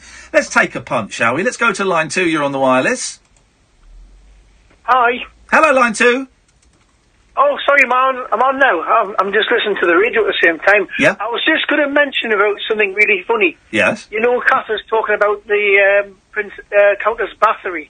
Well, it's a castle in Făgăraș in Romania. It actually is there. You can go and visit it, apparently. Yeah. But I was going to ask you, have you ever heard of the Bone Cathedral in the Czech Republic? It's a cathedral made of thousands upon thousands of human bones. Sweet Lord. Have you been there? No, but I've had a friend who's been to the Czech Republic and they've actually been there, and it says it's a really creepy place. It's made out of bones, of course it is. Are they like recent bones? Has there been some sort of horrible massacre, or is it just... No, these are from the Middle Ages, but the that's walls are covered in skulls and bones. That's why it's called the Bone Cathedral. It's actually made of bones. It's quite. It's on the internet actually as well. Oh, mate, that is grim. Find it, Catherine. I am. Find Boner's Cathedral. No, I'm not putting that one in again. Oh, that is disgusting, man. The world's a messed up place, isn't it? Let's have a look. It's amazing. Let's have a look. I just thought I'd come on because I like to bring up some things for Kath to look up. That is... Well, thank you for that. Cheers, Ian. Cheers, mate. Ta-ta. Let's go to line 1. Line 1, you're on the wireless. Oh, line 1's gone. Let's go to a break. Across that the is UK, horrible. Online and on DAB. A new kind of talk radio. We'll get you talking. Bone digger, bone digger. 22, we're done, the week's done. One thing we've learned over time, there's always room for improvement. Something we've been working on for over 50 years as the UK's #1 commercial vehicle brand. So we asked you, the customer, what we could do to improve our new transit range. Your response inspired thousands of ideas, creating a new range with a model to fit any business. Take the new Transit Custom, our most versatile and hard-working model yet, with an advanced optional Sync 3 system, offering voice control features and much more. Discover what the new Transit range can do for your business at Ford.co.uk. Ford. Together, we go further. Why, hello. It's me, Dracula. Relax, I don't bite much. Unlike the cost of some broadband deals. That's why I switched to Sky Broadband Unlimited. It's monstrously good value. Just £18 a month for 12 months, including line rental, plus a $9.95 set-up fee for new and existing Sky TV customers. It's totally unlimited, and they'll never slow you down. Well, you don't want anything to stop the flow when you're screaming. Sorry, streaming, do you? Search Sky Broadband. Offer ends soon. Sky. Believe in better. Sky network areas and new broadband customers only. 12-month contract. Further terms apply. My God. What are you thinking, Madame? Oh, Great Taste of America's back at McDonald's with the Chicago stack. God. What's that? First up, we've got 2 beef burgers. And this is not possible. 2 cheeses, bacon, and a steakhouse barbecue sauce? The crowd goes wild. So you're coming? Touchdown! We have a winner! Great Taste of America is back at McDonald's. Go all out for the meaty Chicago stack. 2 cheeses, bacon, and a steakhouse barbecue sauce. It's okay. Around until 29th of May. Available from 10:30am, subject to availability, participating restaurants only. Driving home with Eamon Holmes. Your #1 drive time destination. High revving radio with Eamon Holmes. Showbiz news, current affairs, big names, special guests. If it's happening, we're on it. Get home with Holmes. Driving home with Eamon Holmes. Weekdays from 4 on Talk Radio. The late night alternative with Iain Lee on Talk Radio. We'll get you talking. 03444991000. We'll get a murder from Catherine in a minute. Well, Martin Kellner's on at 1. We've got a couple of calls on the switchboard. Straight to air, line 1. You're on the wireless.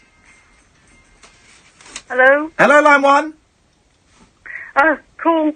I just wanted to call in and go on about Mental Health Awareness Week. Go on then. Okay. Yeah, of course it is. Awesome. because I have a little-known illness that few people have this called emotionally unstable personality disorder, or borderline personality disorder. Oh, okay, yes, I've heard of it, but what does it mean? It means we react to situations in a bad way. Yeah. So someone, you react to something and we go, it's just, but. Hang on a minute, when you put it like that, it doesn't sound that bad. We go, do you mean that you get perhaps more? I know, I'm teasing. Do you mean that you perhaps get more upset than the average person would do? Yeah. Right. So the average sort of thing that people get upset, we would get probably suicidal on. Right. Okay. Sort of thing, Wow. yeah. Yeah. That must be hard work. Yeah. So it is hard work and it's horrible, and I don't like it. And the way it gets labelled is horrible. Yeah, it's not the most. It's not the nicest of terms, is it? The nicest of descriptive terms. No. So how do you deal with it? How do you deal with it on a day-to-day basis then? Well, apparently the better way of dealing with it is a sort of therapy called dialectical behaviour therapy. So it's a bit like CBT, but more intense. It's expensive as well, I bet. Yeah. It's very intensive.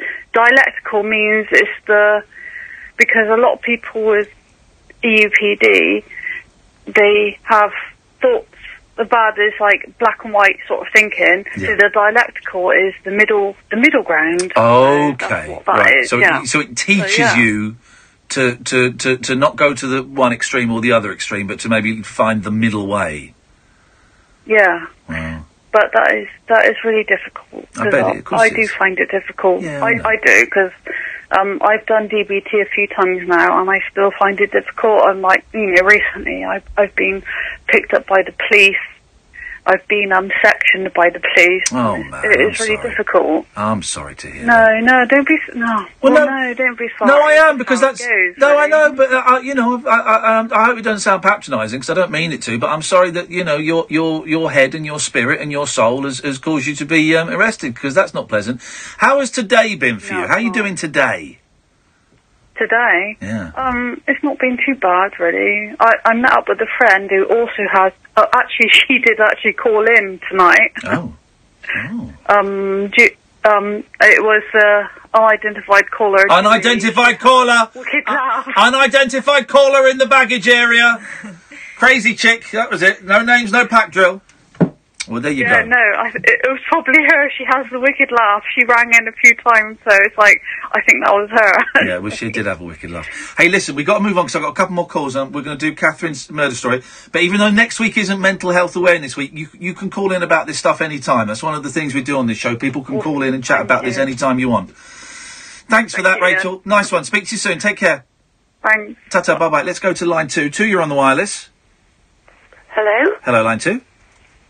Is that Ian? Yes. Oh, hello, Ian. It's Claire Hare. Oh, hello, Claire Hare. Hello, how are you? I'm good, thank you very much. How are you? Well, I would have got to you before, but I've had a lovely day out. So you've been a little bit tipsy? No, not really. Oh. I'm just a bit cold because I'm stood outside. I don't want to wake my mum up because I'm caring for my mum, you see. So I had a really nice night. Some friends took me over to their house. They'd bought a new jacuzzi and just a right good chill out. Hang on a minute. A bottle of bubbly. That escalated quickly. You went and had a bottle of bubbly in a jacuzzi, you swinger. Yeah, there was no pampas grass. Oh, God. I wouldn't go into someone's jacuzzi, because you just know it'll be floating. It's brand new. That's the only time I go in. They better have good filters. Oh, it was brand new, yeah, and it was my very closest friends, and it was lovely. Well, I'm glad you've had a great time. Go and wake your mum up and tell her about it. Come on, Mum. No, I can't wake my mum up this time. Wake Mum to you last time when I rang. Oh, yeah. We don't upset Mum, do we? Yeah, it's a little bit late, but I just wanted to phone in and say hello. And, I hope your mum's all right, too. Mum's doing all right. She's doing all right. I'm going to pop over and see her next week. Hey, listen, thanks for calling. I've got to go. Yeah, that's okay. Take care, bye-bye. We'll take one more, then we'll do your murder story. Line 1, you're on the wireless. Are you talking to me? I don't see anybody else here, do you? Am I on the radio now? You are on the radio now, yes. Yes, Ian, it's Nick. 6 weeks ago. Go on. No? Yes? No, I need a bit more. Listen, do you remember me? Right, I recognise your voice, but you're going to have to give me a bit more to go on. I do take about 50 calls a night. Yeah, I try calling you all the time, yeah. Okay. What did we talk about 6 weeks ago? I was outside a police station. Oh, I remember you. I remember you. How you doing, man? How you doing? I'm in an open ward in Springfield. Good. How you feel about that? Yeah, I'm doing pretty good. I've got 7% battery life, so. Okay, well you've only got 60 seconds because I'm going to hear Kath's murder story tonight. Oh right, Kath's got a murder story. Yeah, she killed someone this week. She's going to tell us all about it. Right. Oh, you don't say. Okay. Yeah. Don't talk about it. Okay. But you're doing... Well, anyway, I'm just sitting in an open ward with a vape. I was thinking of you, so I thought I'd give you a call because I've got my phone now. Hey, nice one, mate. How's... and briefly, because we are at the end of the show, how are things going? Things are on the up. I've been in purgatory. I believe I'm in purgatory at the moment, to be honest. Right. I've had a day leave. I went back to my house today for a few hours. Which was nice. So my dog went for didn't go for a walk. We watched a program about bailiffs, actually. Oh yeah, good program. Can't Pay Would Take It Away. That's the one. Yeah, it's a great show. Are you sleeping? Not for the people who are on it, but yeah, I'm sleeping relatively well. They put me on Zopicon, that knocks me out. Hey, listen, man, we've got to go because it's the end of the show. Give us a call next week. I'll give you a call next week, but it was really good to speak to you. Nice to you too, man. It's nice to hear you sounding so well. Take care, Nick. You too, mate. I'll see you in a bit. Ta-ta. Bye-bye. There we go. Well, he sounds a lot better than the last time. Things were a little bit crazy last time. Right, Katherine, I've got some scary noises. This is a terrifying one. Seriously. All right, here we go. This is it, guys. This is. If you're a sensitive disposition, switch off. If you're a what? Sensitive disposition. I don't think that's what you said. Sensitive, I won't. You're sensitive. If you're sensitive. Okay.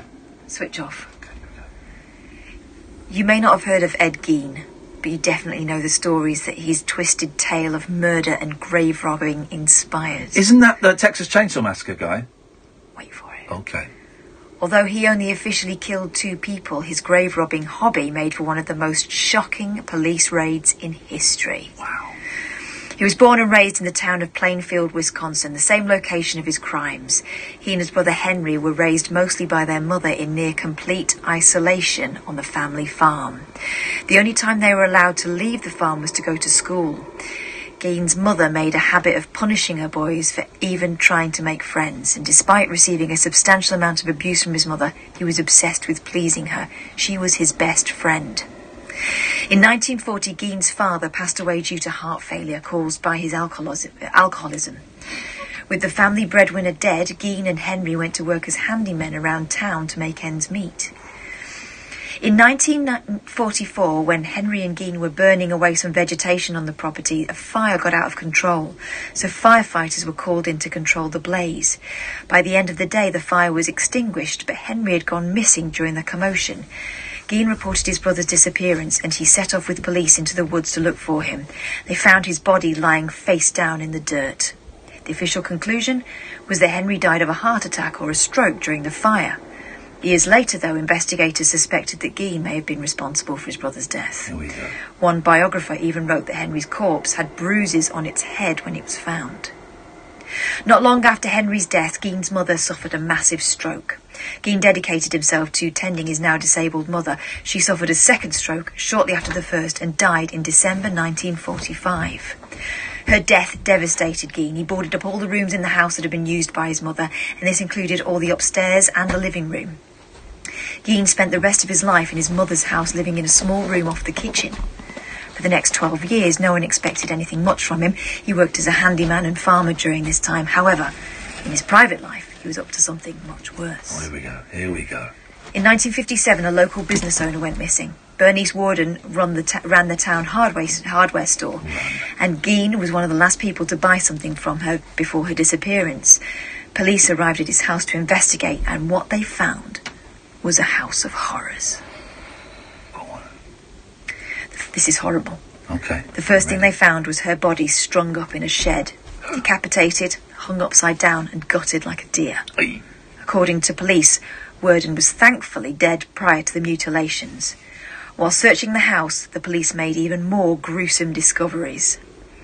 Whole and fragmented human bones, a wastebasket made of human skin covering several chair seats, skulls on the bedposts, mutilated female skulls, bowls made from human skulls, a corset made from a female torso skinned from shoulders to waist, leggings made from human leg skin, masks from the skin of female heads. Mary Hogan's, another victim of Geen's, face mask in a paper bag, her skull in a box. Bernice Warden's entire head in a burlap sack, her heart in a plastic bag in front of his stove. A belt made from female human nipples. A nipple belt? 4 noses, a pair of lips on a window shade drawstring, a lampshade made from the skin of a human face, and fingernails from female hands. Needless to say, police immediately arrested Geen. Down at the station, he confessed to killing a second woman, Mary Horgan, in 1954 and making numerous grave-robbing trips. Wow. He admitted to police that not long after his mother died, he began to craft a woman suit made from the skin of those dead bodies. That he'd been on a grave-robbing spree. All right, got 30 seconds. He claims he did it so he could become his mother and literally crawl into her skin whenever he wanted. Here's Martin Kellner. Yeah, we've got a lot of fun stuff too. That is the guy. I'm sure that's the guy that Texas Chainsaw Massacre is based on. Is it? I'm sure. It's just like a real life Psycho, though, isn't it? It's, yeah. It's the same sort And of thing, Silence of the Lambs and the Texas Chainsaw Yeah, Massacre. And apparently after Psycho, Egon Rone took 2 stars off the Bates Motel. TripAdvisor, it got terrible reviews. Don't use the shower. No, indeed not. Martin Kellner is on at 1 o'clock. Good Yes, evening, I am Martin. indeed. Well, we've got the Middlesbrough equivalent of the Bayeux Tapestry, which is basically a bunch of people in Middlesbrough who've knitted a little thing. Oh, I've seen this. This is brilliant. Yeah, this is brilliant. They've knitted a royal balcony scene with them all in, and they've had to take out, obviously, they started knitting it months ago. They've had to take out Meghan Markle's dad. Yeah, of course. So they first they had to take him out, and then he said he was coming, so they put him back in again. Now they take him out again, and they're going to almost do it live. It's almost like live blogging. You don't think of all these consequences, do you? You don't think of everyone that's affected by it. Well, it's also the dress, you see, because they've sort of predicted the kind of dress that Meghan Markle would be wearing, but of course it's not going to be revealed. Nobody will see it until tomorrow, so they might have to alter. They've got, I think it's a shorty dress, beaded, shorty white beaded dress. Yeah. So if she chooses to wear something else, they're going to have to re-knit it. It's all happening at 1 o'clock. Unbelievable. All happening at 1 o'clock. Not just that, there's other stuff as well. Oh, I thought you were going to do 4 hours of that. There's more. Sam, thank you very much indeed. Catherine, thank you. We'll be back on Monday at 10 o'clock, but do stay tuned. No, coming up after the news, it's Mr. Martin Kellner. Thank you. Talk Radio, the 21st century dream team, debate and discourse. Talk Radio, give it some lift. Ready for the big games this summer? Got a ticket to Russia booked? Front row seats guaranteed? No, don't worry, you don't need any of that to enjoy the football. I've heard the name. Go big with AO.com and watch all the action on a large screen 4K TV. Plus, if England reach the knockout stages, claim up to £300 back. With free next day delivery included. Get this exclusive offer now at AO.com. Offer ends 18th of June. T's and C's apply. The Dictionary of Driving by Master. Today, the letter F. F is for feet. Yeah. We haven't had a dirty bastard like that for a long time. We're due one. There's an opening there for somebody. Have a nice one, Martin. See you later on. Ta-ra.